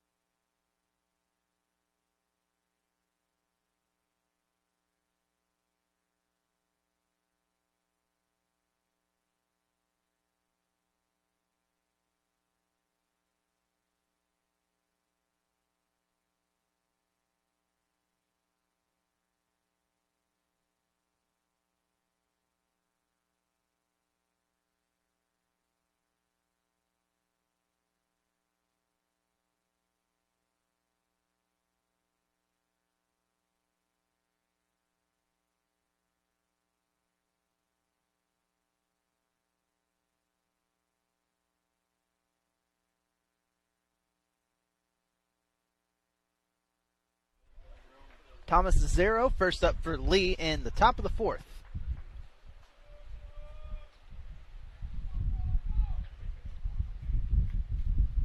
Well, here we are. It's been quite a couple innings. That first one just breezed through. That looking back, that felt too easy. Couldn't just have an easy one like that. 6-run top of the 2nd inning for Lee to take a 6-0 lead, and then Tampa bounces back with 5 of their own in the bottom of the 2nd, and then another 2 in the bottom of the 3rd. Spartans lead this one 7-6. Here in the 4th inning, chopped down the line, but foul for Zazero. Zazero homered his last time up. That was his 5th of the season, a 3-run shot. Now has 23 RBIs on the year.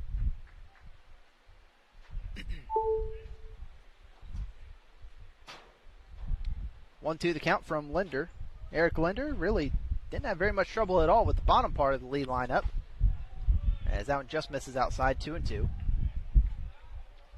Allowed a single to the 6-hitter Brandon Daniels, but then struck out Silver, Black, and Perez.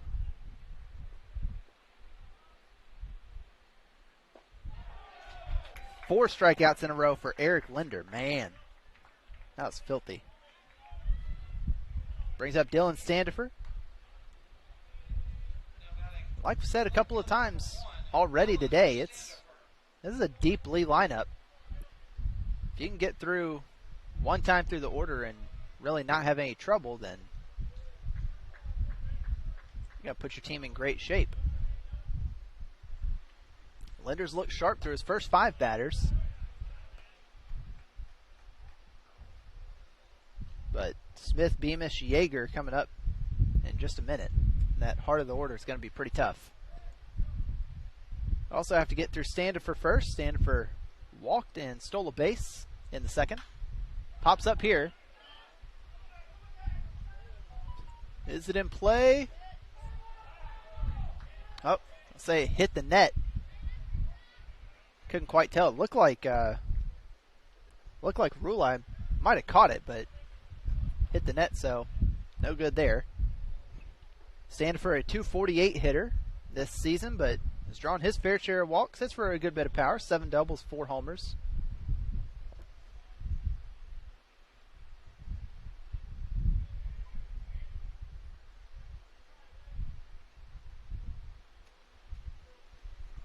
One. Good breaker there from Linder. 1-2 now.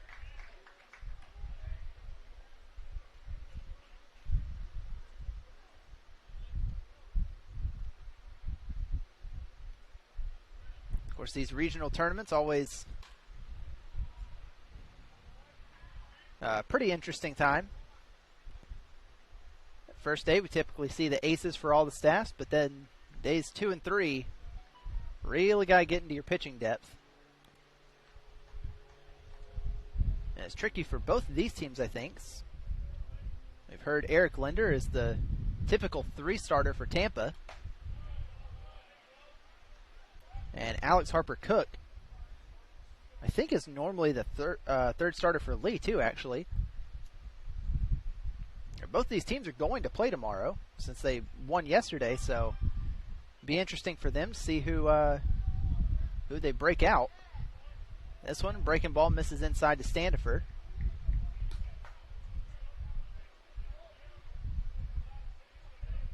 Saw a little bit of that in Game 4, our opener today. Taylor Boyce-Claire from Shorter got the start, but was chased pretty early on, and I think Shorter went through 5 pitchers before it was all said and done. Chopper to short here. Fielded cleanly and thrown to first, as Flint makes the second out. Then on the Alabama-Huntsville side of it,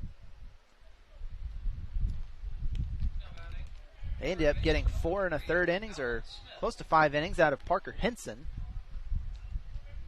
their top reliever, who really did look sharp against Shorter today. But throwing that many pitches, I think he's probably out for the next day or so. And every game Huntsville plays from now on will be an elimination game too. So pitching always gets pretty tricky here. Eric Linder, though, making it look easy in the 4th inning. We're heading to the bottom of the 4th as he goes 3 up, 3 down. Tampa leads at 7-6. Bottom of the 4th coming up here on the UWF Sports Network.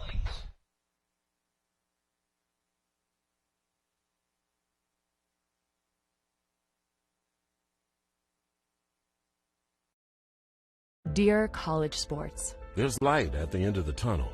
A return to normal, and all we love about sports. You've instilled resilience, focus, and selflessness in us. We've put those lessons to work. We've found strength and unity in each other. You continue to take us places we never imagined. You bring out the best in us. So when we look forward, we see the light at the end of the tunnel. We see a better world for all of us. And for college.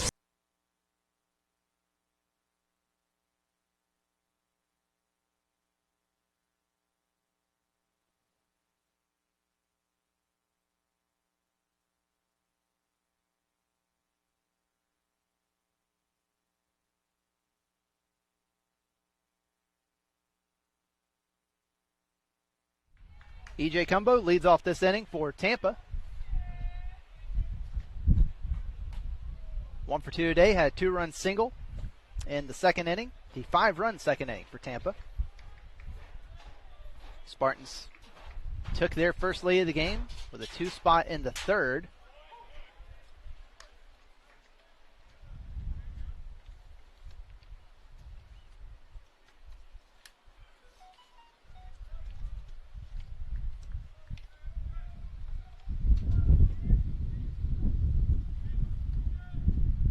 came on a double from Christian Flint as Cumbo shows bunt, but it's fouled it off.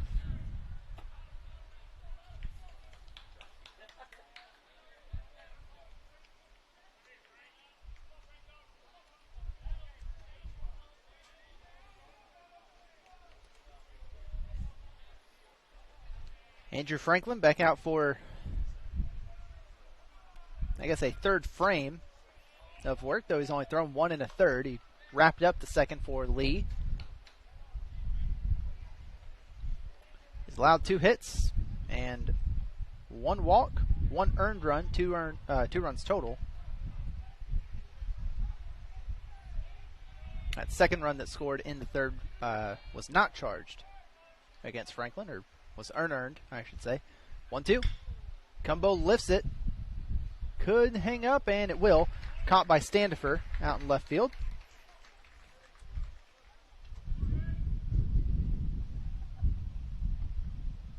So an F7 there brings up Drew Earhart.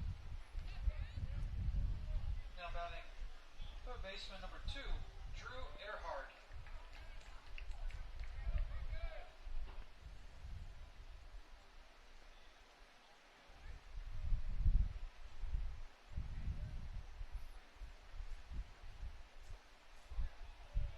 This one bounced in the dirt, ball 1. Really cannot say enough about Logan Workman's start for Lee yesterday. Again, he went 8 innings, struck out 9, allowed 4 hits, and walked 3. But just 1 run allowed over those 8 innings. Led the Flames to a 4-1 win over Alabama Huntsville. As Earhart fouls this one down the left field line. Now, Workman so far, we're only, about 4.5 games into the tournament, but certainly the performance of the week so far. That's going to be a tough one to top.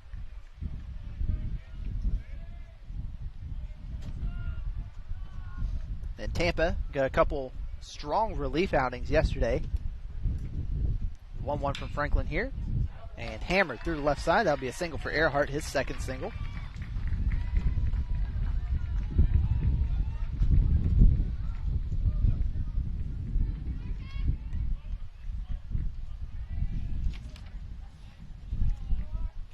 Spartans came out against that strong Delta State offense yesterday, and Michael Paul was charged with 5 runs over 4 1/3, but after Paul exited, Alex Passarella, 1 2/3, struck out 5. Jordan Leisure struck out 4 and only allowed 1 hit over 3 innings to take the win over the Statesmen. That one against Leisure was a homer from Jake Barlow, his 19th of the year. I mean, aside from that, though, Leisure was really as advertised. Outstanding relief arm for Tampa this season. First pitch on the way to Lyons. Misses high. Jamarcus Lyons, 0 for 1. Drew a walk and scored the first run of the day for Tampa back in the second.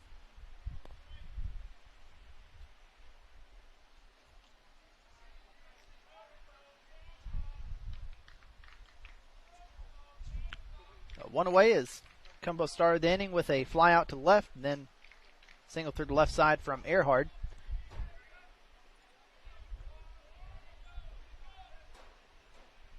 Pick over to first, but Earhart back.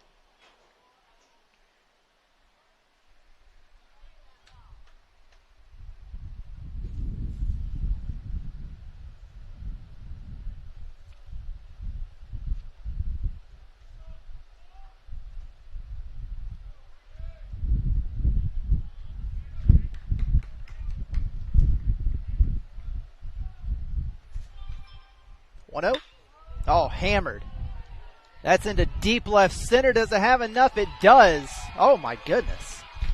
I think that was off the batting cage out there. Wow.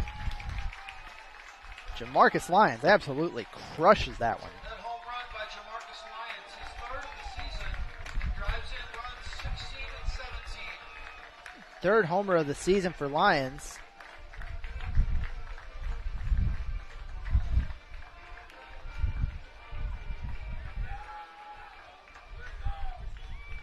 Gives Tampa a 9-6 lead.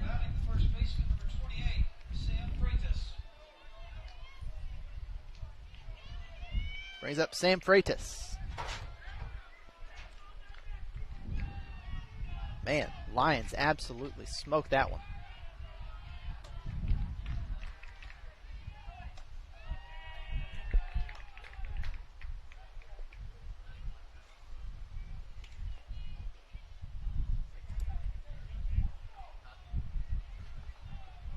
So 5 in the second, 2 in the third, 2 in the fourth. That's how Tampa has put together 9 unanswered runs, man.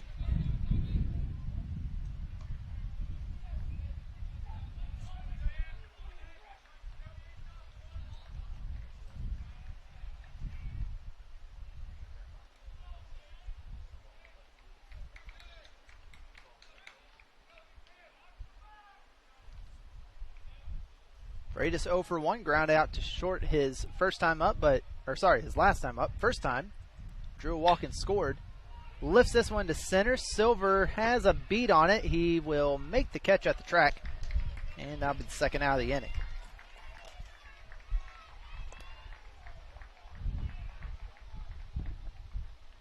Tell you, it takes a lot to get it out of the spoon in dead center field.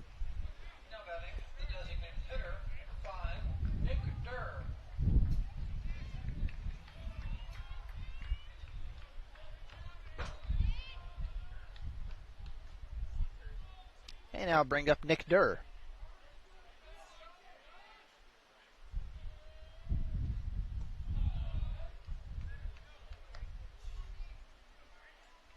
First pitch ball in the dirt there. Wind blowing out from, it kind of looks like from first base out to left field, out towards our hitting facility. Misses high there.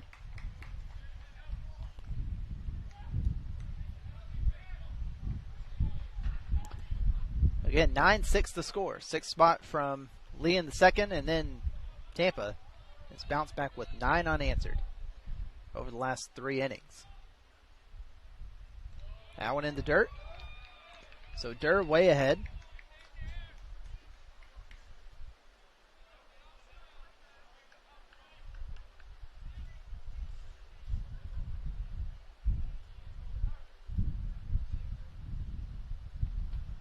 Durr, a senior from Sarasota.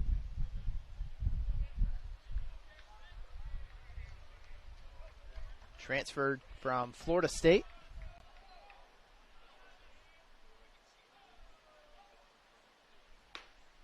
That one gets across, 2-1 now. The draft pick in, I believe that's 2016.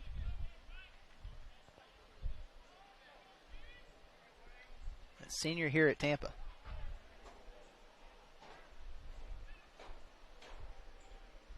Two 2-1 from Franklin. Gets him to foul it off there.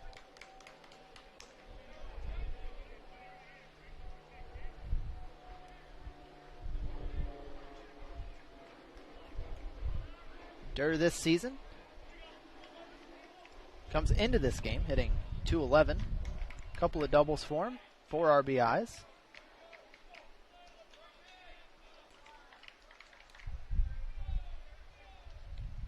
Two. Swings through it. Franklin gets the strikeout, and we're heading to the 5th. Spartans up 9-6 here on the UWF Sports Network.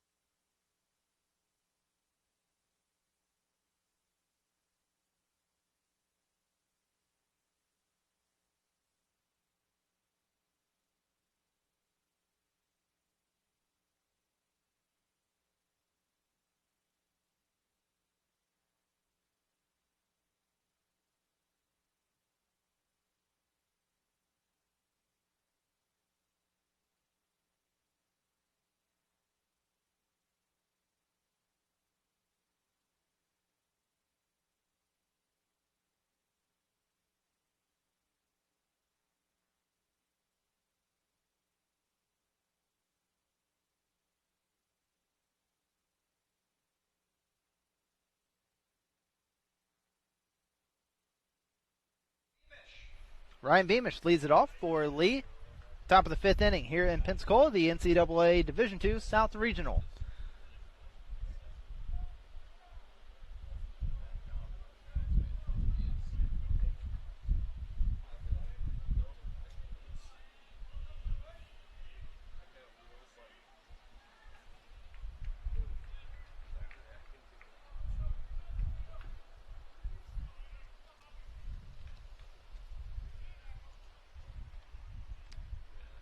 Beamish about as good as a hitter as you will see in the South Region.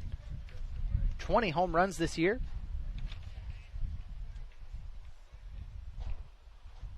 Nine doubles, 67 RBIs, slugging well over 750. And now Linder is behind him 2-0. A pretty easy couple innings for Eric Linder out of the bullpen. He struck out 4 of the 7 batters he has faced. Lifts this one. Could be in play. It's in foul territory and caught behind the dish by Josh Rulai.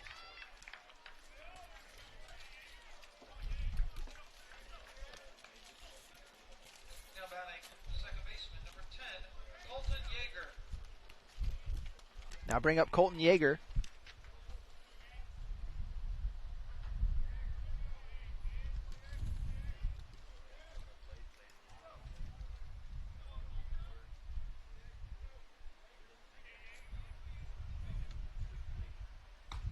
Good breaker from Linder.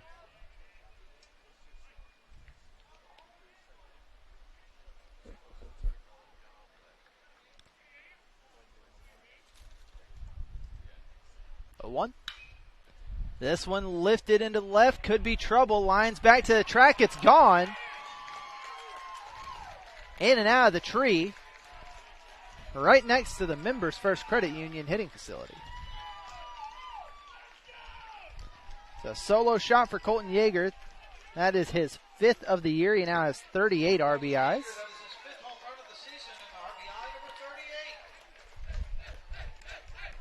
So Lee didn't go away easily.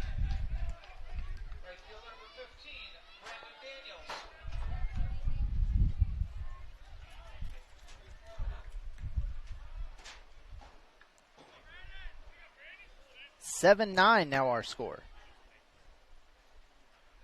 Brings up Brandon Daniels. Catch the inside. Daniels drove in Lee's first run of the game back in the 2nd inning.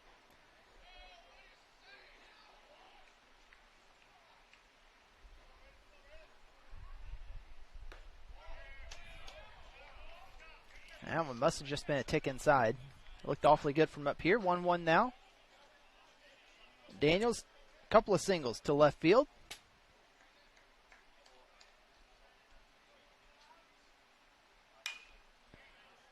Fouls that one off. Remember, we've got our nightcap tonight. It's supposed to be a 7 p.m. start, but I've got a feeling West Florida and Delta State will not be starting at 7. Unless things really cruise along in the next hour or so. That one's fouled off. 1-2 to Daniels now. Linder has struck out 4 in 2 1/3 innings. That homer to Yeager was the 2nd hit he's allowed. So he's looked pretty sharp. But, man, Yeager really got a hold of that one. And well, Daniels has fouled that one off of his leg. He's down, but I don't think he looks too bad. Head coach Mark Brew will head on out to check on his batter.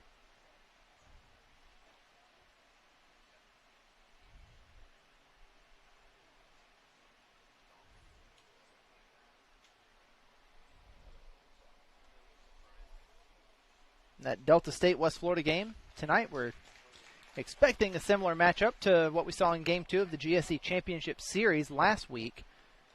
I think it'll be Christian Day for Delta State and Tyler Dowdy from West Florida. I'll tell you, last Wednesday, that turned out to be a really good game, so If you're not doing anything around 7 o'clock tonight, I recommend you check that one out. Be right here on GoArgos.com. Of course, happy to bring you all the games for this week. It's always an exciting time, these regional tournaments. We've hosted softball a couple times in the last few years here in Pensacola.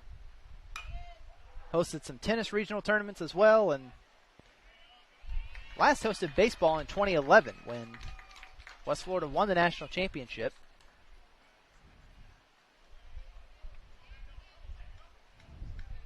Always an exciting, busy week for us here at UWF when we host. There's the second out of the inning. Daniels goes down. Now bring up Landon Silver. Silver with some big power, has 12 homers this year. The 12th came yesterday against that late in the game against Alabama Huntsville. Swings through that one, good pitch from Linder.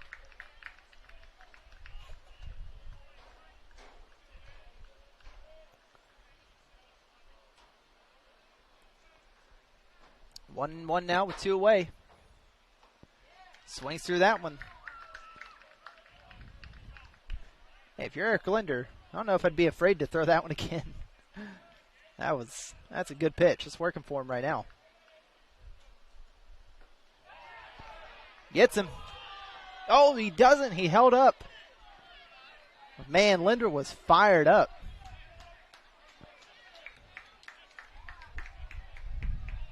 Thought he got him there, but instead it's 2-2. Silver stays alive.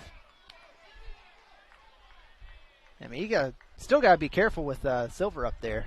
Again, a lot of power. He can really put a charge in one. 2-2. Gets him there. There's that breaking ball again. We are halfway through this one. Tampa leads at 9-7, but at least jumps back with a homer from Colton Yeager in the top of the 5th. We'll be back in just a moment with the bottom half here on the UWF Sports Network.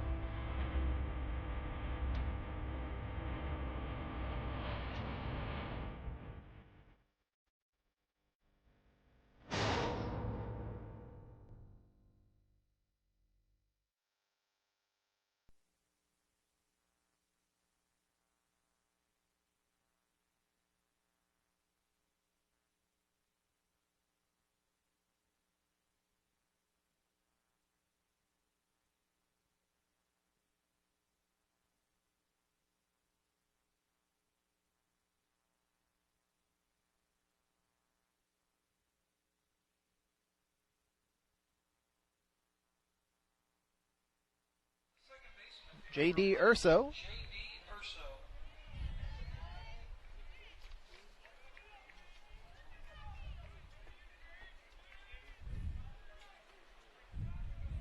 Urso first up for Tampa here in the bottom of the 5th. Spartans lead 9-7. They once trailed 6-0. That's back in the 2nd. And scored 9 unanswered runs as Urso lifts the first pitch from Andrew Franklin into right center. It's going to be caught out there in right by Brandon Daniels for the first out of the inning.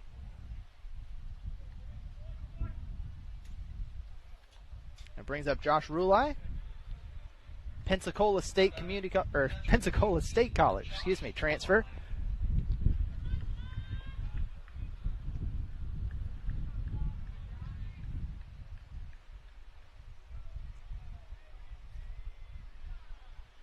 Bottom of the fifth here in Pensacola, Florida, at Jim Spooner Field on the campus of the University of West Florida. Glad to have you along with us, everyone. I'm Murphy Powell. Along with our crew, Caden on the camera and Maya running our stream. We are happy to have you with us for Game 2 of today. Game 5 of the weekend. Fouled off there. It's 0-2 now to Rulai.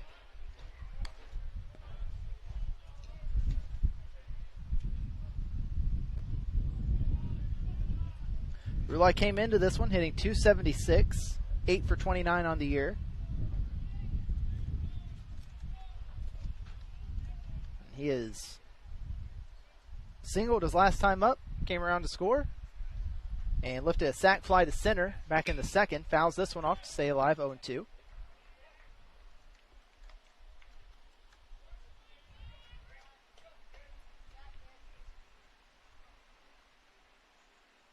A little bit of action in the Lee bullpen. Don't really see anything in the Tampa bullpen. It was not a big surprise. Eric Linder has looked really sharp. Allowed that home run to Yeager in the top of the fifth, but aside from that, he's struck out, 5 or 6 guys in 3 innings? Yeah, 5 strikeouts in 6 innings. He's been all right. To his credit, Andrew Franklin hadn't been too bad. They've tagged him for a couple runs.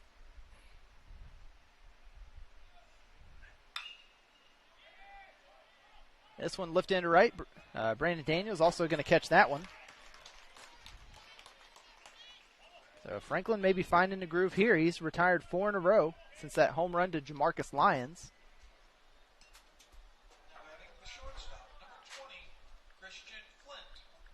And brings up Christian Flint, the 9-hitter.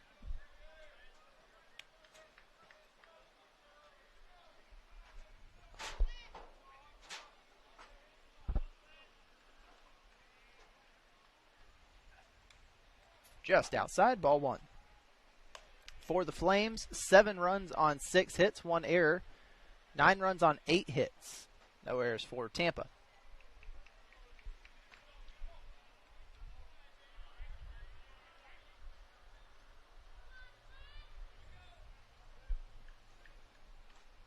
Jim Flint originally went to South Carolina, transferred to a junior college, then to Florida, University of Florida, and now at Tampa. A little bit of everywhere. He's walked his first time up, came around to score. He was the last batter to face Lee starter Alex Harper Cook, then doubled the center, brought in 2 runs in the third. Swings through that one and puts it 2-1.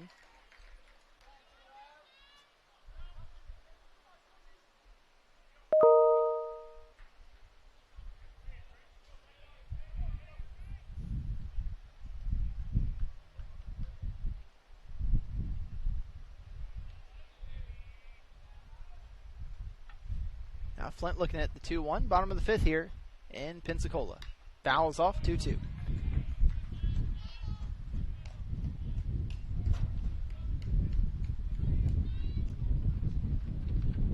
Just looking at the stats, the kind of the tricky thing about this Tampa team is they've played just 21 games, so a little tough to get a feel for some of the guys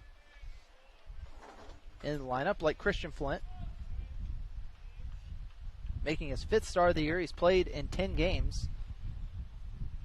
And that double earlier was his first extra base hit of the season. Hey, you can look at, 143 average, maybe not think too much about it, but hey, he just roped that double into center field earlier. And before that, the walk he drew was a 9 or 10 pitch at bat. Got a lot of good bats in this Tampa lineup. A lot of good bats in the Lee lineup, too. I kind of have a feeling 9-7 isn't going to be our final. I don't know which way it's going to go, but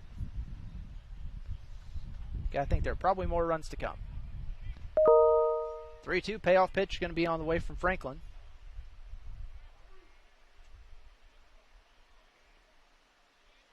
He'll look into black, delivers. Lifted.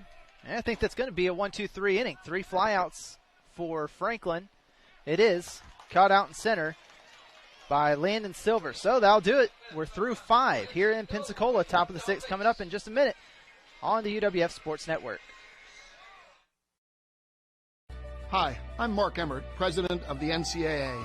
At the NCAA, we know that readers become leaders.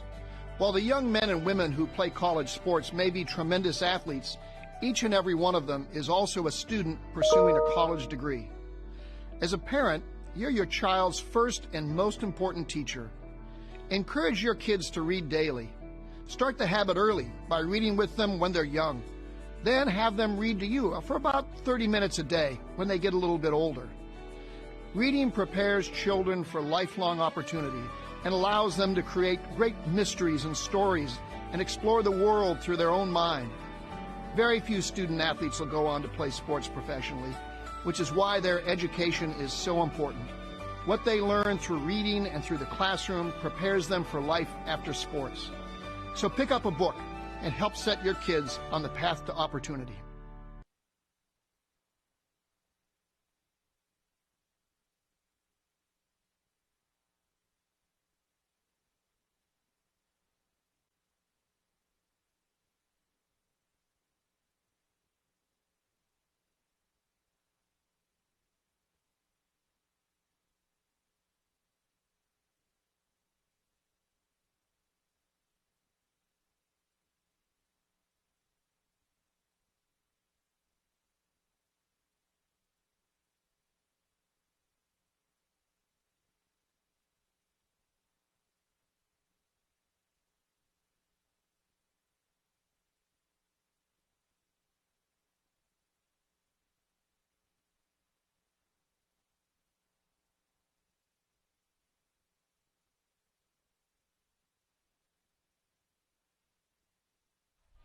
Riley Black first up for Lee here in the top of the 6th.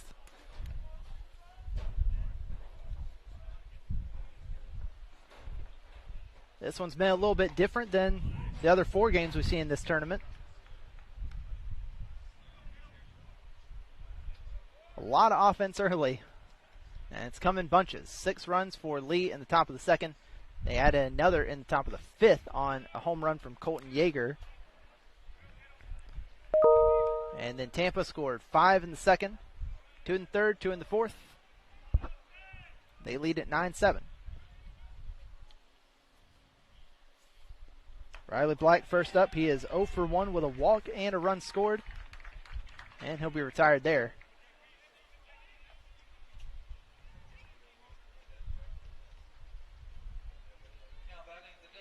Brings up Joshua Perez. 1 for 2.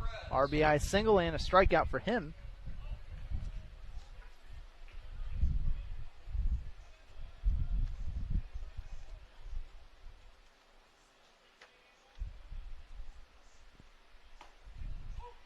Gets across strike 1 there.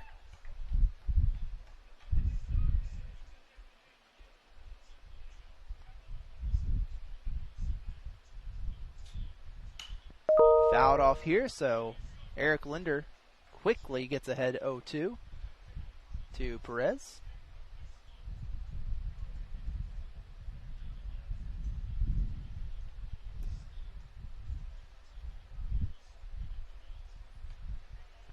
Whew, that was a close one. But 1-2 now. Linder's looked really sharp. Again, gave up that homer to Yeager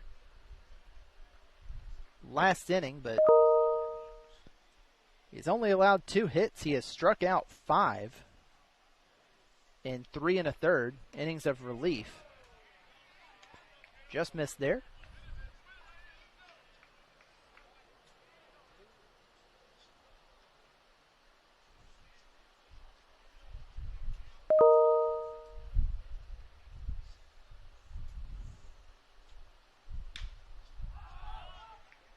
Pop up in the infield. Linder looks like he's got it. Nope, called off. And Earhart will make the catch for the 2nd out. So Perez is retired. Back to the top of the order for Lee.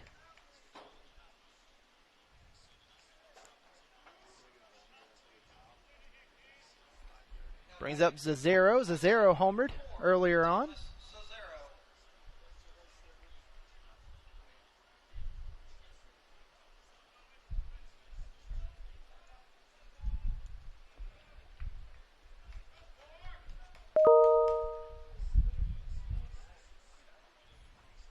First pitch to Zero. Gets across, strike one. Linder struck him out first time he saw him. That was a stretch of 4 consecutive strikeouts for Eric Linder. Good spot there, 0-2. Making quick work of the Lee lineup here in the 6th.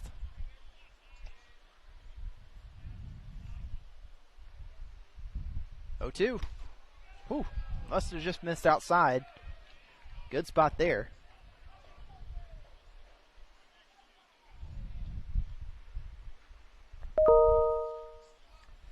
Looking toward the bottom of the 6th, we'll have the top of the Tampa lineup coming up.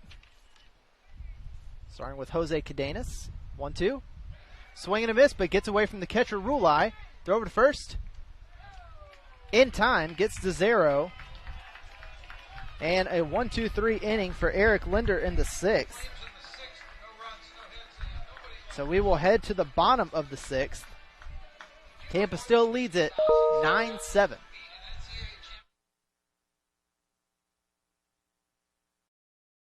Dear college sports, there's light at the end of the tunnel. A return to normal, and all we love about sports. You've instilled resilience, focus, and selflessness in us. We've put those lessons to work.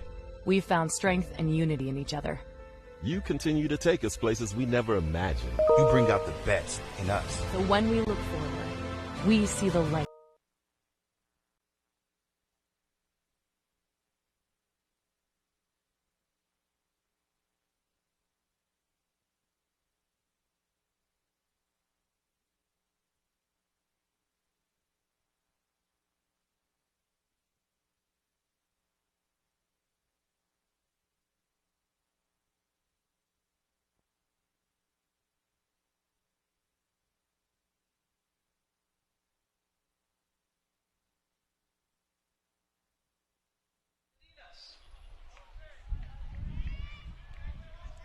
Jose Cadenas first up for Tampa in the bottom of the 6th. Spartans lead at 9-7. Bounce back with 9 unanswered runs after Lee took a 6-0 lead in the top of the 2nd. 2-hopper to second base. That is fielded by Colton Yeager. Whoop. Wrote down 6-3 in my scorebook. That's not correct. All right, there we go. 4-3. That's right. That's what we needed. E.J. Cumbo up now. One of the top hitters in the region, certainly. Comes into this game hitting .387, slugging .650, 6 doubles, 5 homers in 20 games this season. Earlier today, had a 2-run single to right. Takes that one inside.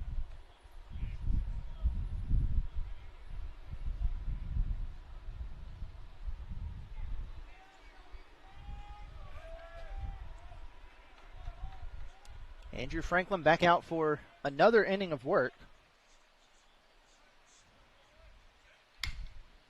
This one lifted down the left field line. That's going to be foul, way out of play. A little bit of action in the Lee bullpen. Nothing too serious happening down there, I don't think. Franklin really hadn't been too bad. He has retired 6 in a row. Gave up that homer to Lyons in the 4th. That was a 2-run shot.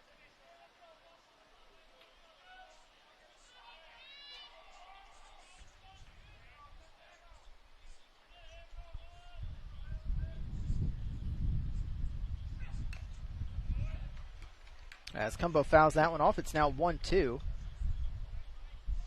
Didn't make a good enough note for myself, but I'm pretty sure Franklin came in to end the 2nd inning. Alan Rickman was only left out there for 3 batters.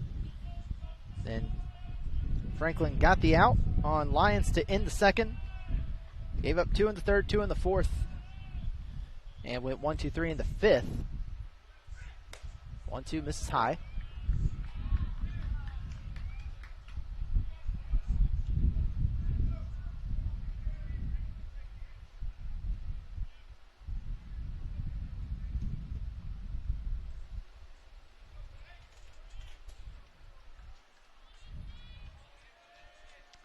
2-2 on the way to Cumbo. Cumbo's transfer from New York Tech. Swings through it. Franklin gets a strikeout. That is his second.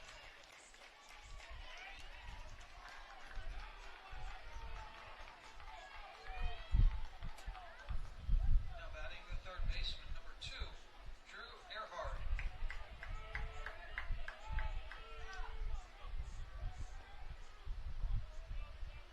I'll bring up Drew Earhart. Earhart, a couple of singles on the day. RBI single in the second and put one through the left side and then came around to score in the fourth on that homer from Jamarcus Lyons.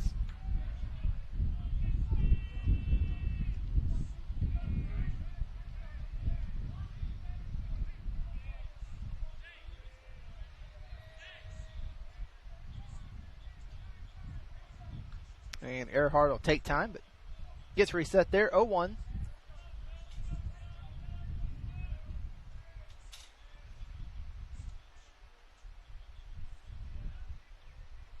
Here's the pitch from Franklin. Fouled off there, 0-2.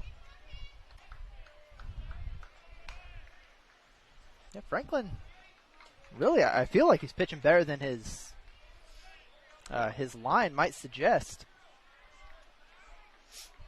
It's a strong Tampa lineup, averaging 7 runs a game. More than that now. They've scored 9 today. But to come in relief against a team you really, I don't imagine Lee can know a whole lot about Tampa at all. And probably the same can be said for Tampa about the Lee lineup.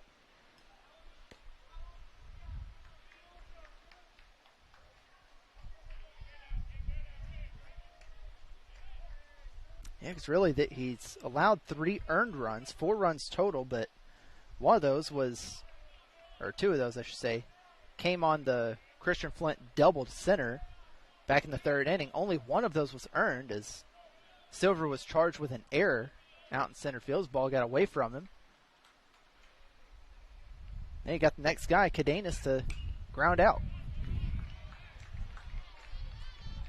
It feels like Franklin's been a little bit better than probably what his final line is going to suggest to us. Now on the other side, Linder has been ridiculous. He's been about as sharp as you can be. He's only allowed 2 base runners. He's retired 5 in a row since that home run to Landon Silver, and now catcher Riley Black is down. I think that one caught him.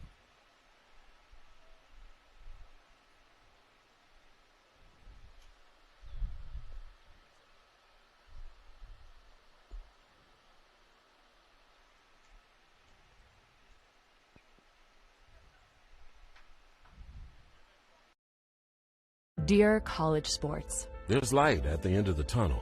A return to normal, and all we love about sports. You've instilled resilience, focus, and selflessness in us. We've put those lessons to work. We've found strength and unity in each other. You continue to take us places we never imagined. You bring out the best in us. So when we look forward, we see the light at the end of the tunnel. We see a better world for all of us. And for college sports. Dear, looks like he's ready to go.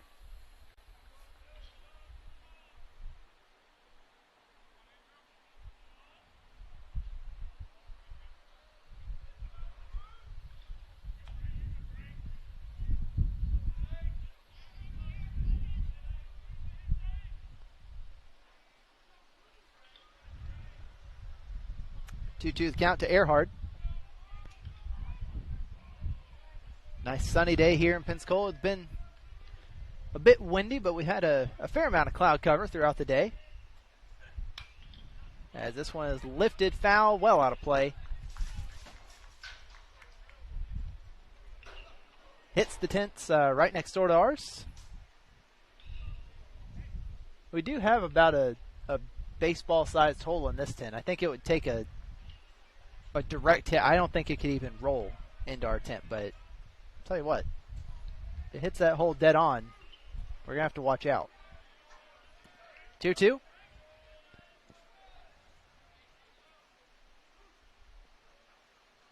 Franklin delivers. Lifted down the right field line. It's going deep, but going to be caught out the warning track. by Brandon Daniels. We're through 6 here in Pensacola. Tampa leads at 9-7. Be back in just a moment with the top of the 7th here on the UWF Sports Network. I was told the place I was looking for didn't exist. A place that could refine my raw talents into something greater. Where I could ask big questions about my faith, not settling for easy answers. And I could risk what's comfortable in pursuit of my dream. To join with others, find my voice, and change the world. I was told that place didn't exist. Then I found Lee.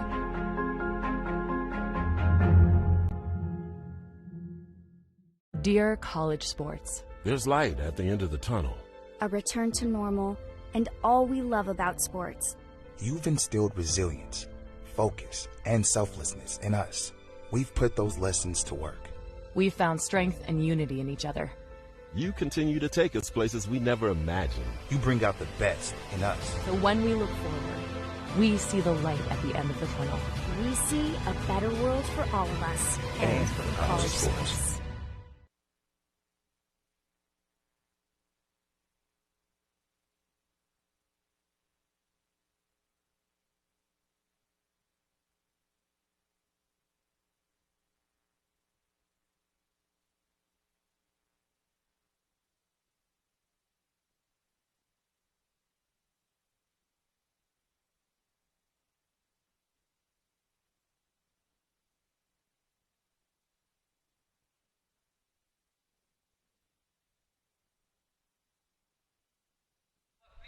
Dylan Standifer leading off for Lee, top of the 7th inning.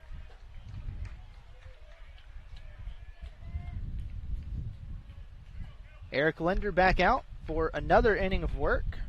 Again, cannot say enough about him in relief today. Allowed 2 hits. Single to Brandon Daniels that was the first batter he faced. Then he retired 8 in a row for a Colton Yeager home run, and he has retired the 5 batters since then. Entered in the top of the 3rd inning.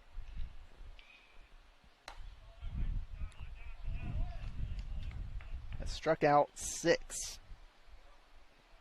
in 4 innings so far.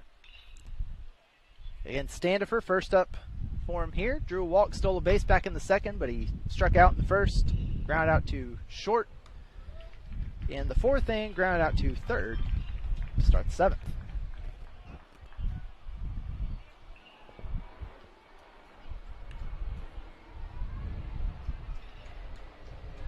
Now batting the 3rd baseman, number 3, Alan Smith. Brings up Alan Smith, so for a 2nd time now,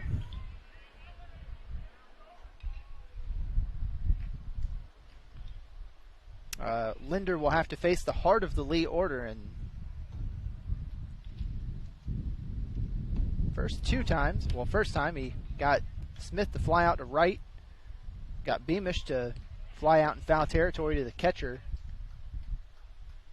and then allowed a homer to Yeager. We'll see what he does, see if the Flames can make any adjustments to him here. Quickly though, Alan Smith behind 0-2.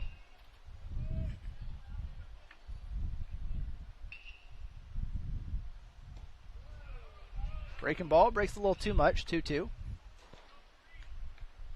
Yeah, Linder has been outstanding. I'll tell you what, Tampa has gotten some great relief outings between Linder today, Passarella yesterday,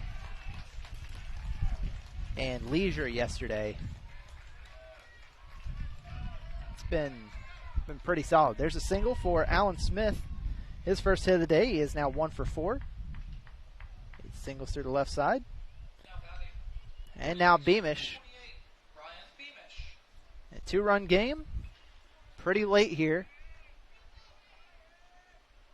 With a runner on. Say there aren't many batters you want to face less than Ryan Beamish in this situation.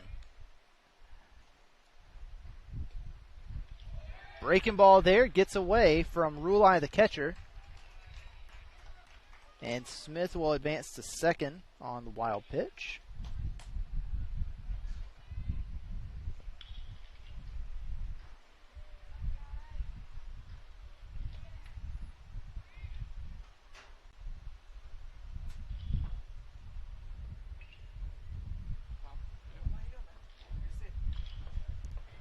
So 1-0 here again. Beamish 20 home runs this year, 9 doubles, 67 RBIs, slugging over 750. He's walked quite a bit more than he struck out. He is all around one of the best hitters in the region. It'll be a tough out here for Linder. 1-0 in the dirt, blocked up. Beamish has walked twice, came around to score that first time. He was the first run of the day for Lee. Actually walked twice in the second inning. And popped out behind home plate his last time up. Looking to cut into the 9-7 Spartans lead here. Swings through that one. They tried to tie it up that time, I think. 2-1. And you want to be careful with Ryan Beamish, but Colton Yeager's the one who homered last time up. It's just a two tough lineup. Really, I'll tell you what, you got a bunch of tough lineups this week. West Florida's pretty deep. Delta State is deep with power. Lee's about the same. Tampa has been tough. They're pretty deep. Alabama Huntsville scrapped around and got 7 runs today against Shorter. Against Taylor Boyclair and Kevin Ludden. One of the better pitching staffs in the GSC. It's a tough time to be a pitcher here. This one lifted into right center. It'll be caught out there by Cadenas. So a productive out for Ryan Beamish. He gets into it, but probably not quite as much as he wanted. Moves the runner over to third. So still someone in scoring position for Colton Yeager, and the guy who homered his last time up will, I don't imagine he's looking to homer again, though he wouldn't mind one. Got the statesman from Delta State over on our short porch in left field. Catching this one. In the final game of the day between West Florida and Delta State, scheduled for 7 p.m. It'll be a little bit later than that. Try to get a final time as we get a little later in this game and closer to the end. 1-0, that one misses to Yeager.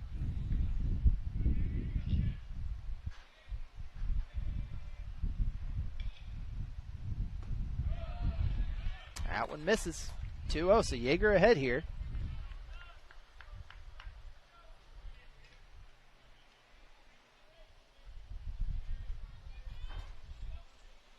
Nobody throwing in the Tampa bullpen, so I gotta think this is Linder's game.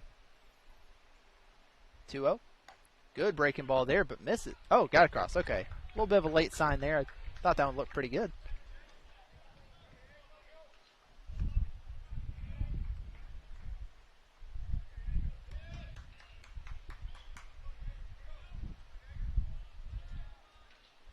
And now the 2-1. 7 runs on 7 hits for Lee so far. Runner on third with 2 outs, and Yeager slices one down the line, but well fouled out of play. 2-2 now. That was the biggest pitch of the day.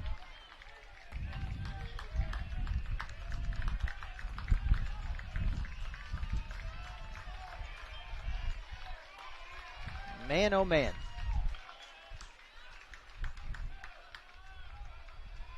Two on the way from Eric Linder to Yeager. Breaks too far. Full count.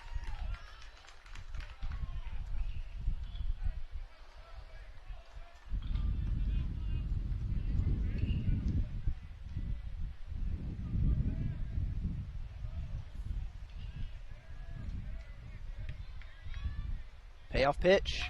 Popped up. That should do it for Tampa here in the top of the 7th. It does. It's stretch time in Pensacola. Bottom of the 7th coming up. Tampa leads at 9-7. Jamarcus Lyons will lead us off when we return on the UWF Sports Network.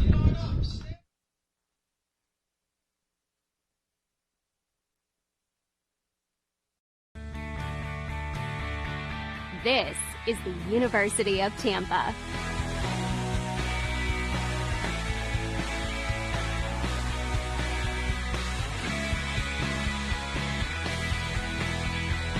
Explore your dreams.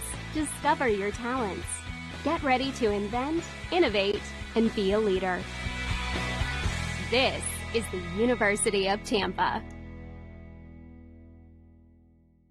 Being a champion takes more than talent, more than the perfect pass, more than using your head. Being a champion takes the spirit to always push harder, the ability to overcome any hurdle, and the fire to be the best. Welcome to Division II, where the pursuit is yours to create. And the question isn't, can you do it? It's, will you?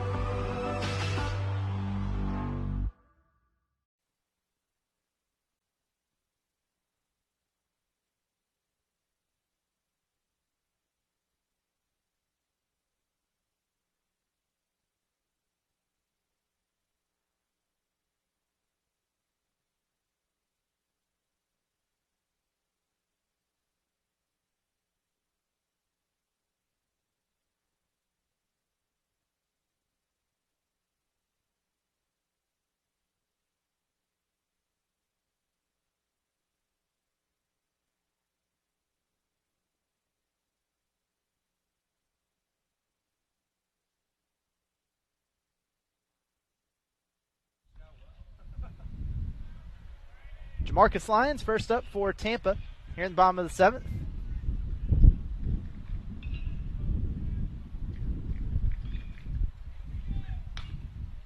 Fouls that one off. Lyons homered to left center. I think he hit it over our Members First Credit Union hitting facility his last time up.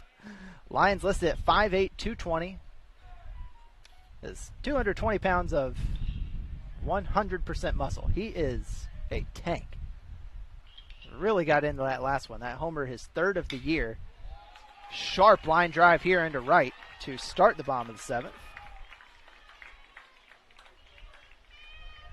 That's a 2-hit day for Lyons.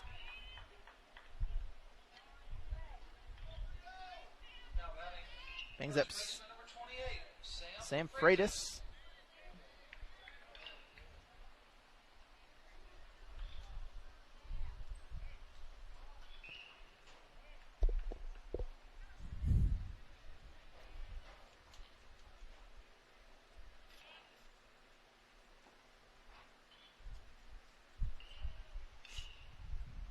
Franklin still on the mound for Lee. Came in to finish the 3rd. Finish the 2nd, excuse me. Gone 4+ innings now. Has allowed 5 hits and 4 runs, 3 of which have been earned.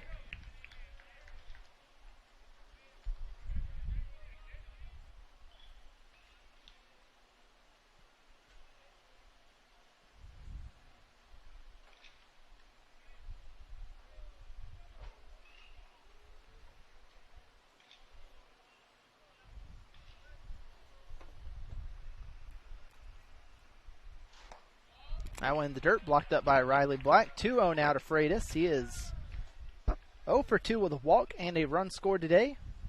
Drew that walk in second. The 5-run second for Tampa. Then ground out to short, fly out to center. The 2 times he's faced Andrew Franklin.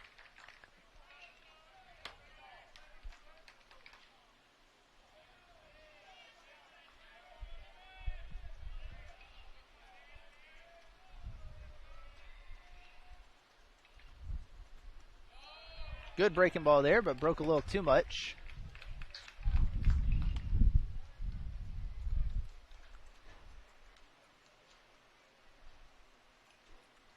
Might have a bullpen move coming up here in a minute. I see someone just exited the Lee bullpen. Kind of started walking toward the field, so this could be just about the end of the line for Franklin, but he's really been solid.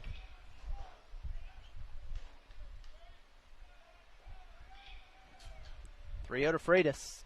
Gotta think he's taken here. Yep, took the whole way, and that is a walk. So the first two reach for Tampa in the bottom of the 7th. Now bring up Nick Durr.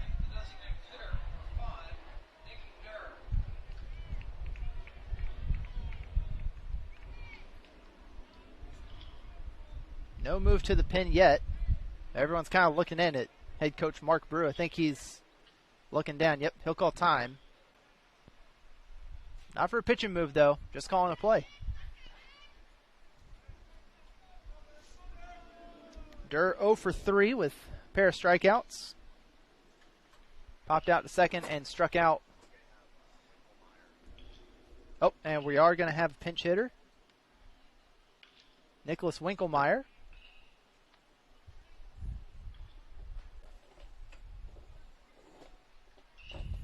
Lefty coming in for the lefty-on-lefty matchup. Attention, please. Pinch hitting for the DH Durr. Number 14, Nicholas Winkelmeyer.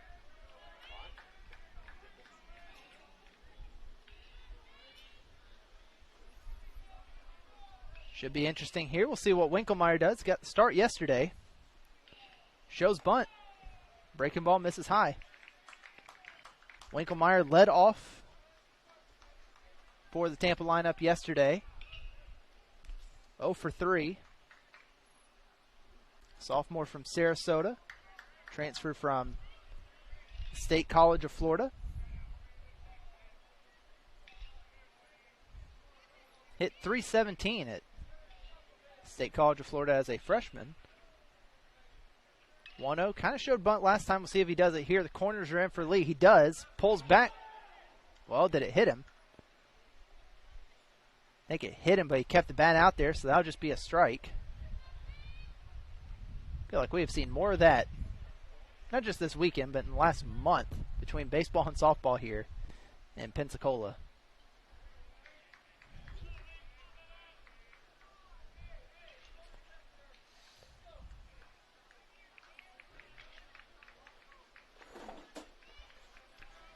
Winkelmeyer hitting .328, on base of .471. Has 15 walks in 20 games, along with 4 doubles. 1-1. Franklin looking in, 2 on, nobody out. Here in the bottom of the 7th, Tampa looking for at least 1 insurance run. Winkelmeyer shows bunt, that's over his head. He pulls back.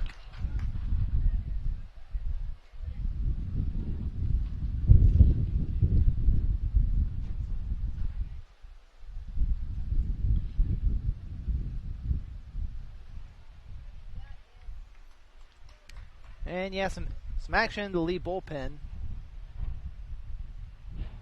Yeah, Franklin has been awfully good. You kind of wonder when is the last batter going to be for him.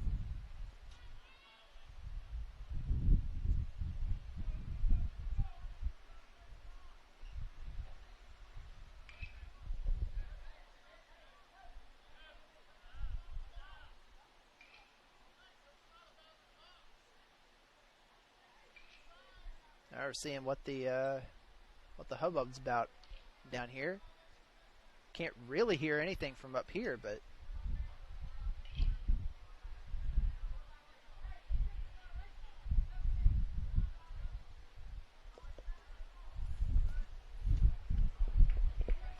well, tensions are heating up, and I really don't know why. I'm not sure what happened. But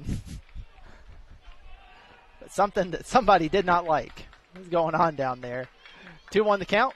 Winkelmeyer at the dish. Shows bunt. Oh, just gets past. Dang. Third baseman Alan Smith charged in, ready to make a play. Took a bigger hop than he expected. And that'll be an error. So Winkelmeyer reaches on the bunt attempt. Loads the bases with no outs.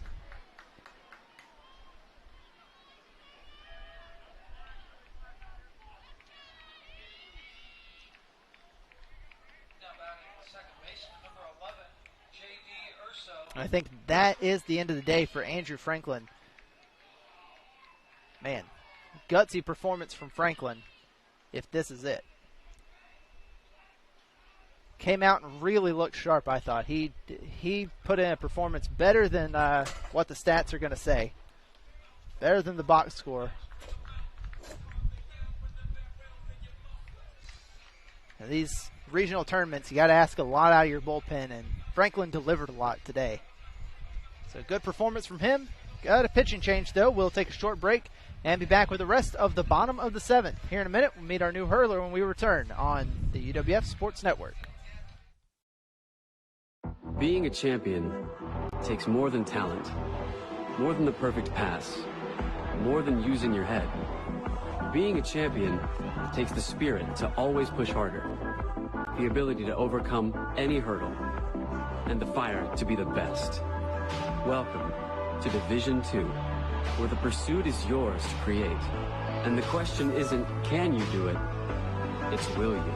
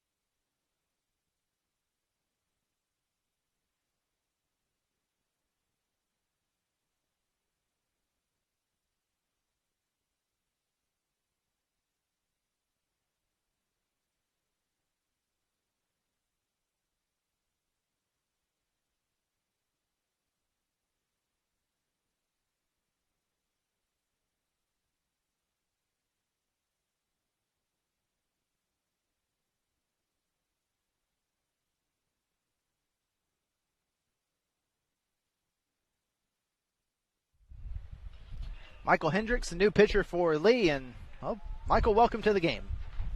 Bases are loaded, nobody's out. It's a 2-run game here in the NCAA South Regional. First pitch to J.D. Urso. Popped up. Infield fly called. It's going to be caught by Thomas Zazero. Well, yeah, that's a pretty easy first out for Hendricks. Sure he won't mind that. So, no. Well, 1 out now, excuse me. Brings up Josh Rulai. Hendricks on the year, a 5.3 ERA. He is making his 19th appearance. He has thrown 20 2/3 innings now. Struck out 27.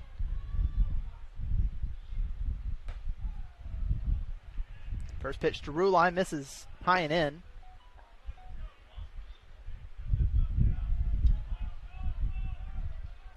Won't be a final line for Franklin quite yet, but we'll get his stats so far in just a minute.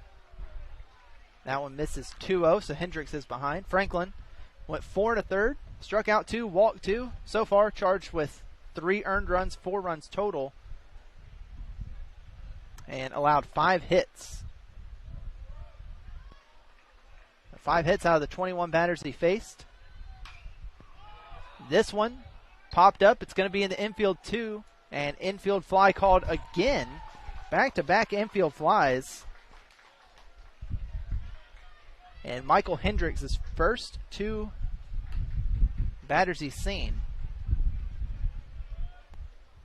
Hendricks 2-1 on the year.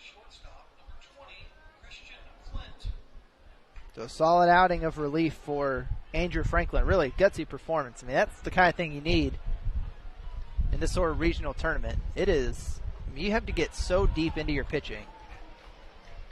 So to have a guy come out, throw 4 1/3 out of the bullpen, that is big time for Lee.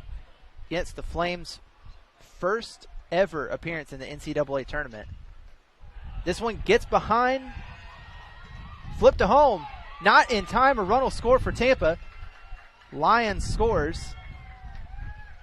As that one gets over the head of Christian Flint. And now Lyons kind of down around home plate. He's got to try to walk it off. He didn't really have a collision with Hendricks, but a little bit of contact there at the plate, just trying to make the play.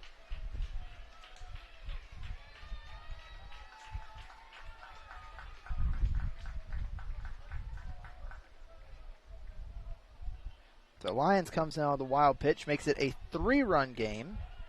10-7 Tampa leads.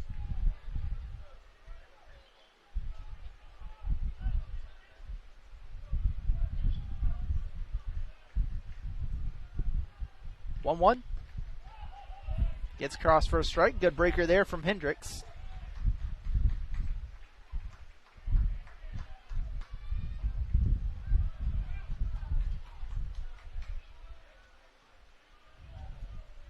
One, two. Lifted into left center. Going to be caught by Dylan Standifer. So that'll do it. In the 7th inning for the Spartans, they score a run, 1 hit, 1 error, and 2 runners left on. We will head to the top of the 8th. Spartans lead at 10-7 here in Pensacola. We'll be back in just a moment on the UWF Sports Network.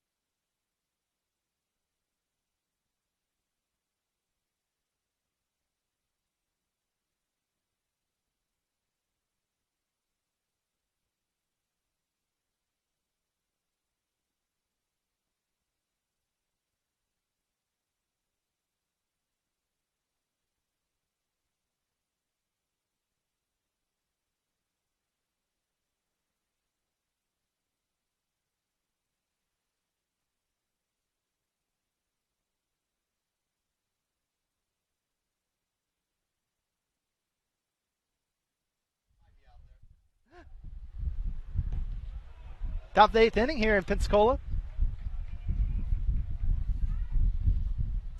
Brandon Daniels leading off the inning.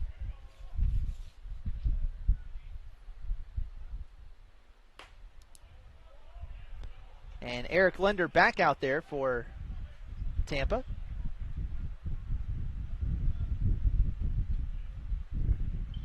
Get Linder's line so far. As Daniels lifts that one, foul down the left field line. Linder has thrown 5 innings. He has struck out 7, no walks, 3 hits allowed, 1 run. That'll play. That's not too bad. He has thrown 82 pitches. 51 have been strikes. Back up the middle, and there's a hit. 4th hit of the day against Linder for the Lee offense. Single up the middle for Daniels. Tell you what, Brandon Daniels playing his way into a little more playing time, I think.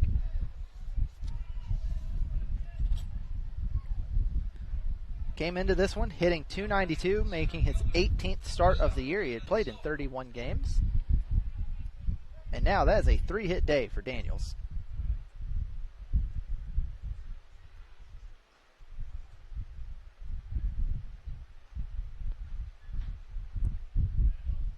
Landon Silver fouls that one off for strike 1. Try to get a look at how many multi-hit games Daniels has had. Had a 3-hit day against West Georgia in March.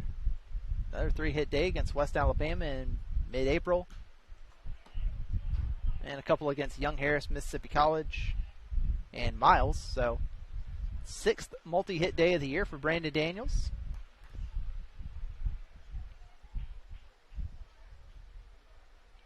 got Landon Silver at the plate for him. Again, Silver hit his 12th home run of the year yesterday. He'll swing through this one, strikes out for the third time today. And now bring up Riley Black. Now batting the catcher, number 44, Riley Black.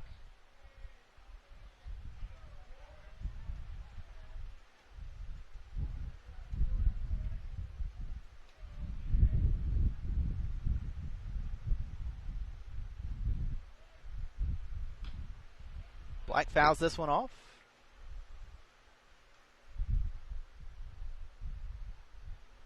Riley, a .267 hitter. That's .314 with runners in scoring position. He is 0 for 2 with a walk and a run scored today.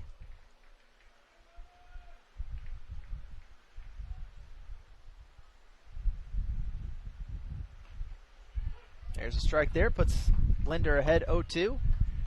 Man, Linder has had a day. 8 strikeouts, no walks in 5 1/3 innings of relief.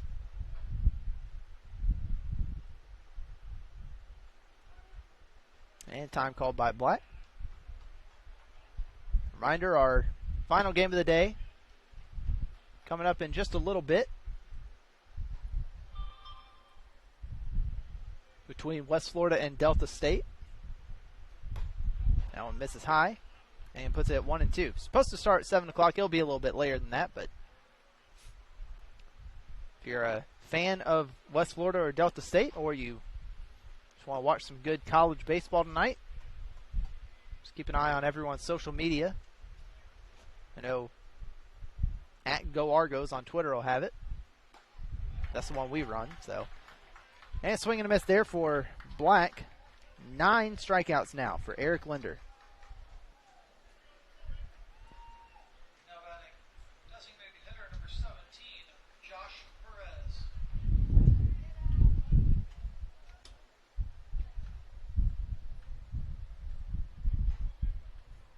Back-to-back Ks for Linder. He has been so good for Lee out of the bull, or for Tampa out of the bullpen against Lee today. Gets first pitch strike against Perez. Perez 1 for 3 on the day with an RBI.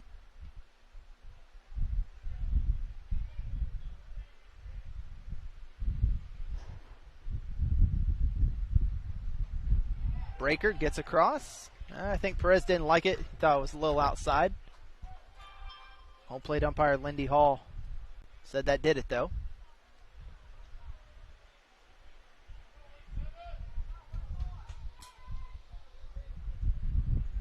Oh-2 on the way to Perez.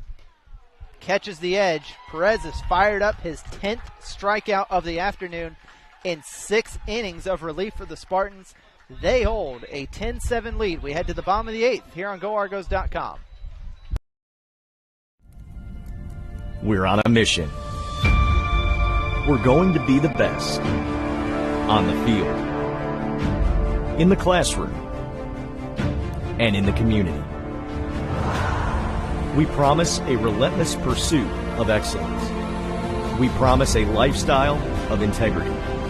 We're going to lead our teams, our friends, our community, and our conference in everything we do.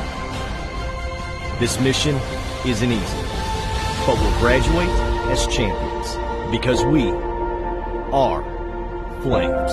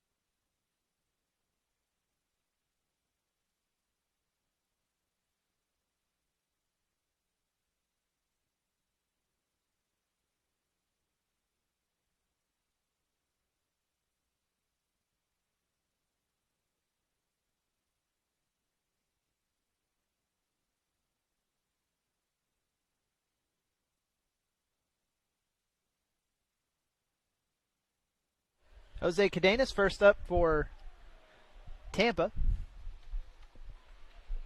Bottom of the 8th inning. Spartans lead at 10-7.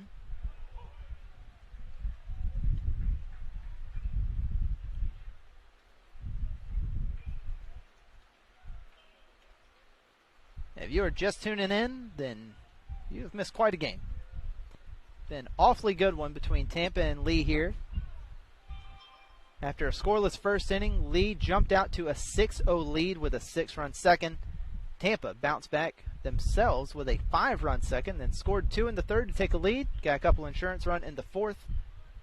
Then after a solo homer in the fifth from Lee, Spartans just got one more back in the seventh. On a wild pitch to stretch the lead back to 3. Michael Hendricks on the bump for Lee now.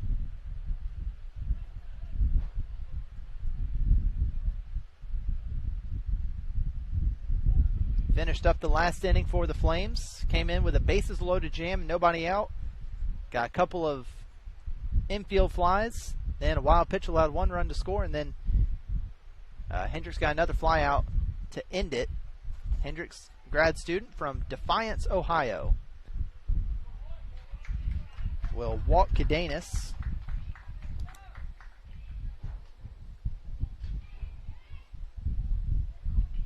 Third time today that Jose Cadenas has reached. Brings up E.J. Cumbo.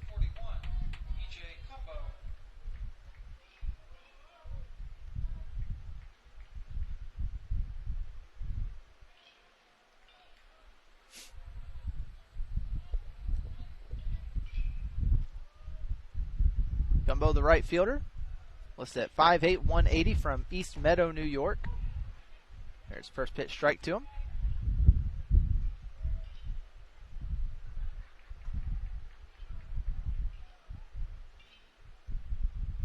Transfer from New York Tech, where he was the 2019 East Coast Conference Player of the Year as a freshman. First team All-Region up there.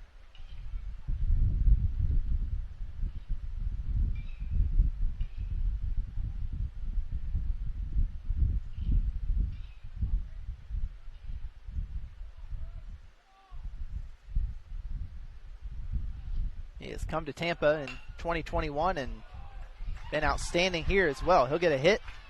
Moves Cadenas over to third with that single through the right side.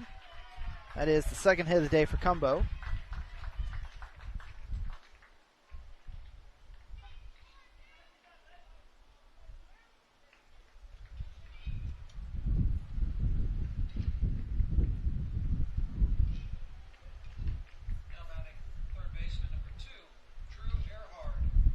And this brings up Drew Earhart. Well, we can look now at Andrew Franklin's final line as that last inning is all wrapped up. Went 4 1/3, allowed 5 runs, 3 of which were earned. Struck out 2, walked 2, allowed 5 hits. Held Tampa hitters to under a .250 batting average in his 4 1/3 innings, so a lot of credit to Andrew Franklin there. They just made those 5 hits really count against him. Runner on the move.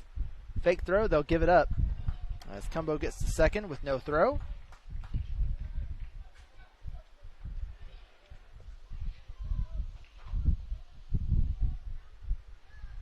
So now second and third. And the count's 0-1 to Earhart here in the bottom of the 8th. Do wonder if Eric Linder will stick it out for the final inning, or if Jordan Leisure might make another appearance. I saw somebody throwing in the Tampa bullpen a little while ago, but nobody's there now. It might be Linder's game to finish. He's been awfully good. Get a quick mound visit for Lee. 1-1 the count to Earhart.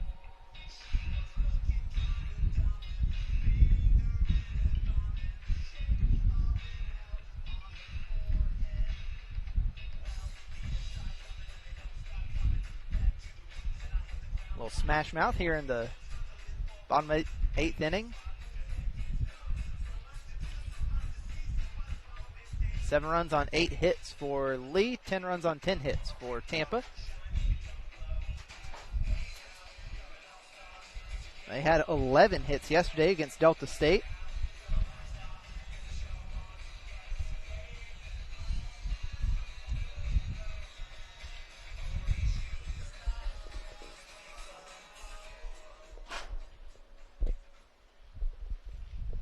Tampa, with 17 runs so far between their 2 games, has been the best offense we've seen at the tournament this weekend. Of course, a lot of baseball left, but like we mentioned earlier, they were a little bit of the wild card coming in. They'd played the fewest amount of games, only 20 coming into the tournament, and then with 5 Gulf South Conference teams out of the 6 in the regional, nobody had seen Tampa.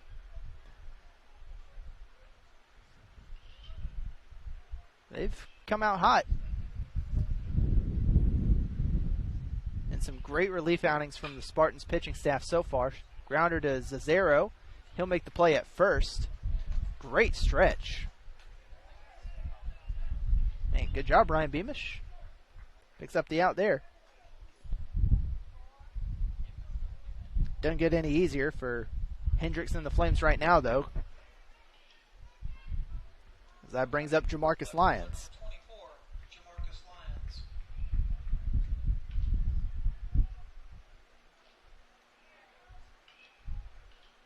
And they will intentionally walk Lyons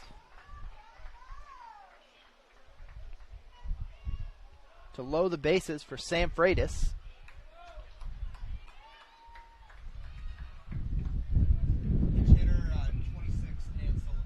Pinch hitter Dan Sullivan coming up now for Freitas. And Sullivan got the start yesterday at first, I think. He did. He went 1 for 3, a couple RBIs.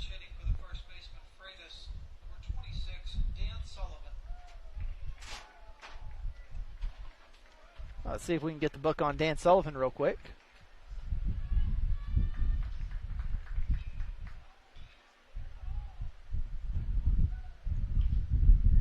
Hendricks on the bump for Lee, delivers first pitch. In the dirt, gets by Black, run coming home. Will score in time, 11-7, as Cadenas scores for the second time today.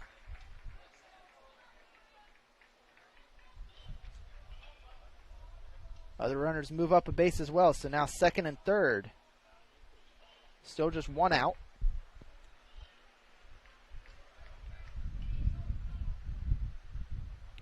Sullivan, 6'2", 215, a junior from Palatine, Illinois. Hitting .367 coming into this one. Transfer from Oakton Community College. Up the middle, fielded by Zazero. Slides to make the grab, but throws over to first for the second out. Not before, however. E.J. Cumbo comes across and makes it 12-7. So slick play from Zazero, but really nothing else he could do. He didn't have an option other than to throw it on that way. Another pinch hitter. Number 29, Luke Glancy. Saw Glancy yesterday as well. He went 1 for 3, started as the DH against Delta State, scored a run. He'll take a first pitch strike from Hendricks.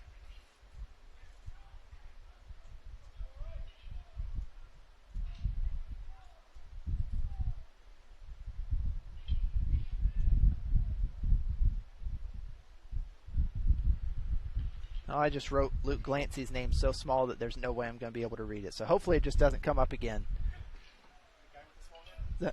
I am going to feel foolish if it does. Here's the 0-1. Grounder over to first. Beamish grabs it, flips to Hendricks in time. So Tampa adds 2 insurance runs. It's a 12-7 lead for the Spartans as we head to the top of the 9th. We'll take a short break and be back in just a moment with the 9th inning here on the UWF Sports Network.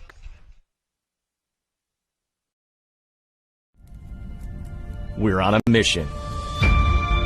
We're going to be the best on the field, in the classroom, and in the community. We promise a relentless pursuit of excellence. We promise a lifestyle of integrity. We're going to lead our teams, our friends, our community, and our conference in everything we do. This mission isn't easy, but we'll graduate as champions because we are Flames.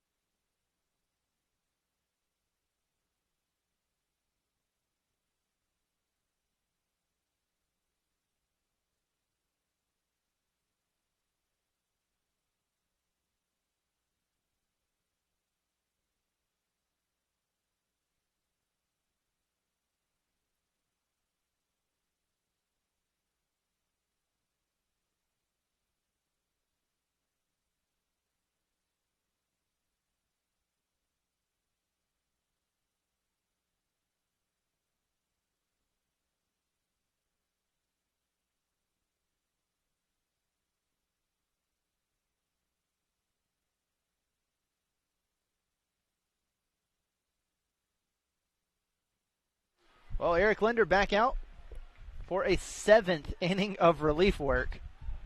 First pitch across to Thomas Zazero, and that looked like the hardest pitch he's thrown all night. Man, he has been outstanding. 6 innings of relief, 10 strikeouts, no walks, 4 hits allowed. The lone run he has allowed is that home run from Colton Yeager back in the 5th inning.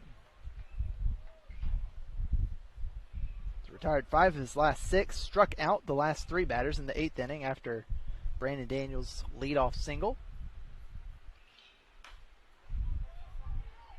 Chopper to third, and that is going to be a foul ball. No defensive change, but just a note that Dan Sullivan is staying in at first after pinch hitting for Freitas in the bottom of the 8th. So Lee scores 6 in the top of the 2nd. Tampa didn't go away, scored 5 in the bottom of the 2nd. 2 in the 3rd, 2 in the 4th. Lee cut into it with that Yeager home run in the 5th, and then Tampa added another in the 7th, 2 more in the 8th. And that's how they've got the 12-7 lead as we're here in the 9th. Top of the 9th inning from Pensacola, Florida. NCAA Division II Baseball South Regional. West Florida hosting it for the first time since 2011. We are happy to have everyone along with us here. It really has been a great couple days of baseball so far. 3 close games yesterday. A good one this morning between Alabama, Huntsville, and Shorter. The score ended up, I think, a little wider than game probably suggests. It was a pretty solid game to watch. And we have had a great one here. Man, MVP of the day so far, Eric Linder. 11 strikeouts.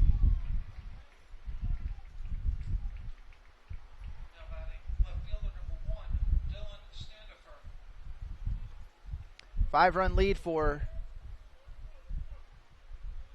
Tampa here in the top of the 9th. I said it a few times about Andrew Franklin. When you get this deep in the season, when you're in the postseason, you really need your bullpen to step up. And Linder, while he hasn't been a relief arm very much this year, only 1 game coming into this one, he has been exactly what Tampa needed after that big 2nd inning from Lee. Certainly the MVP from this game.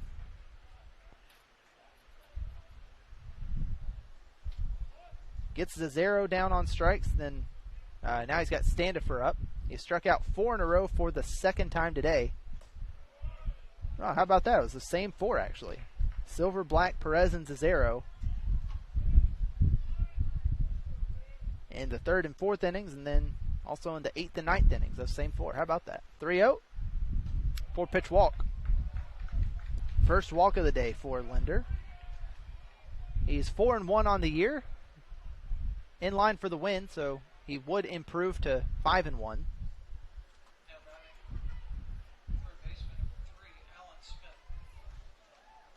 think as things stand right now, Andrew Franklin would drop to 1-1 on the year, despite a really solid performance. Again, Franklin, a good day. I mean, that's kind of what you expect, I think, out of a reliever like Franklin at this point in the year. He went 4 1/3, allowed 3 earned runs, but allowed just 5 hits in those 4+ innings. Most days, that's, I mean, out of a reliever, that's enough to keep your team in it. Especially the way Lee was scoring early on, but Linder has just been dominant. Flames haven't really had an answer for him except for Yeager's homer. That one gets away, puts count at 1-2, and Standifer will head to second.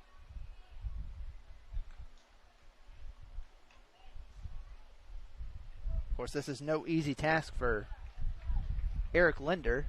He's having to face the top of a Lee order that is one of the best in the Gulf South Conference this year.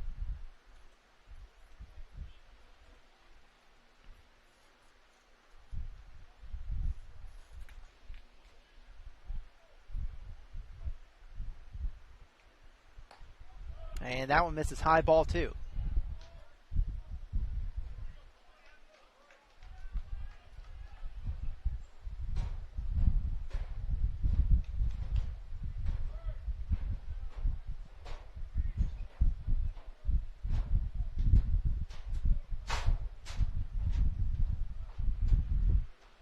So 2-2.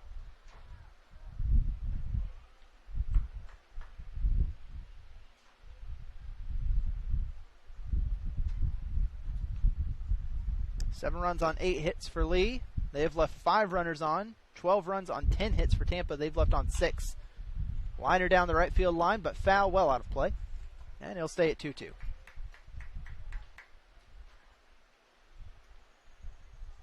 Alan Smith at the plate. 1 for 4. Singled through the left side his last time up in the 7th inning.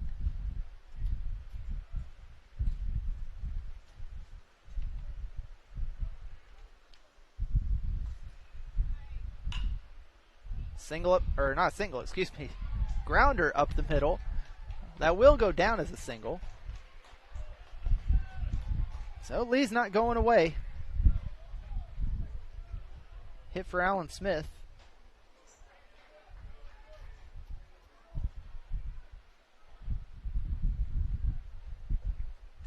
One away here in the 9th for Ryan Beamish. Well, if you're Lee, this is exactly who you want up. First baseman number 28, Ryan Beamish.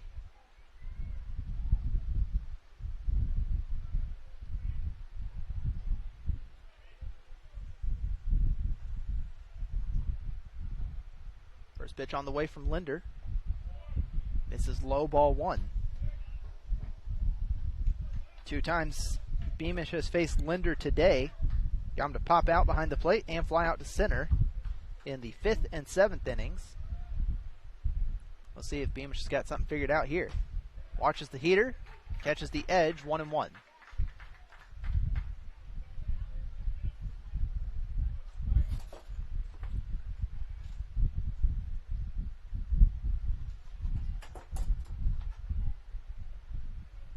Expecting a first pitch at 7:15 for our nightcap in case you're planning to stick around for that one. Well, I've got a minute. Want to thank our crew for today. Caden and Addison on our home plate camera up here following the action, and thanks to Maya running our stream.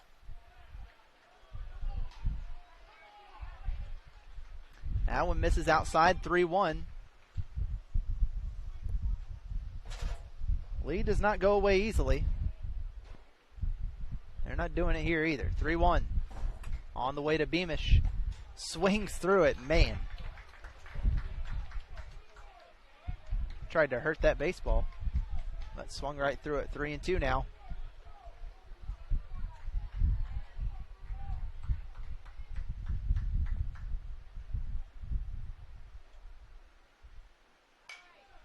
And lifts this one. It's going to stay in the infield. And foul territory caught by Earhart.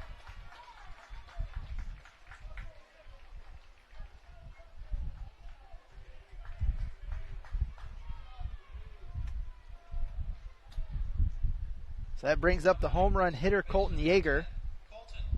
He's 2 for 4 today. Got the wind blowing in pretty much straight from right field into home plate. That'd be tough to really get a hold of anything, I think, but breaking ball misses high, ball 1.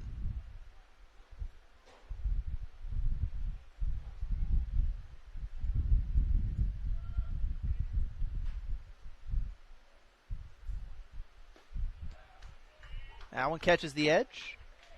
I would love to tell you where exactly the winner and loser of these games are going to play tomorrow, but I think a lot of that rests on what happens in the West Florida Delta State game.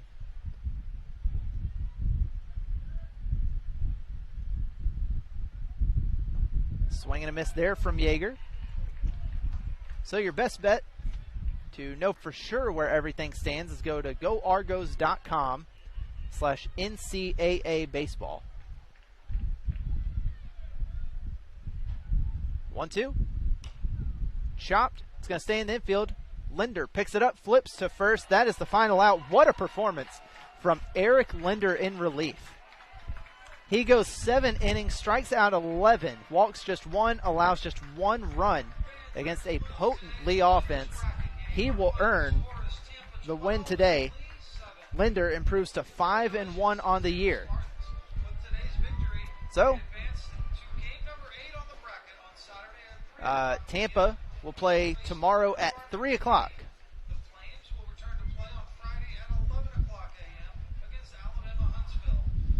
And we expect Lee to play the 11 a.m. game tomorrow against Alabama Huntsville. So again, for all the most up-to-date information on the tournament, I recommend you go to goargos.com/NCAA baseball. You'll find the bracket, find stats, links, video links, everything you need right there. Again, thanks again, everyone, for joining our broadcast today. Thanks to our crew. I'm Murphy Powell. Glad to have you with us. We'll talk to you next time here on the UWF Sports Network.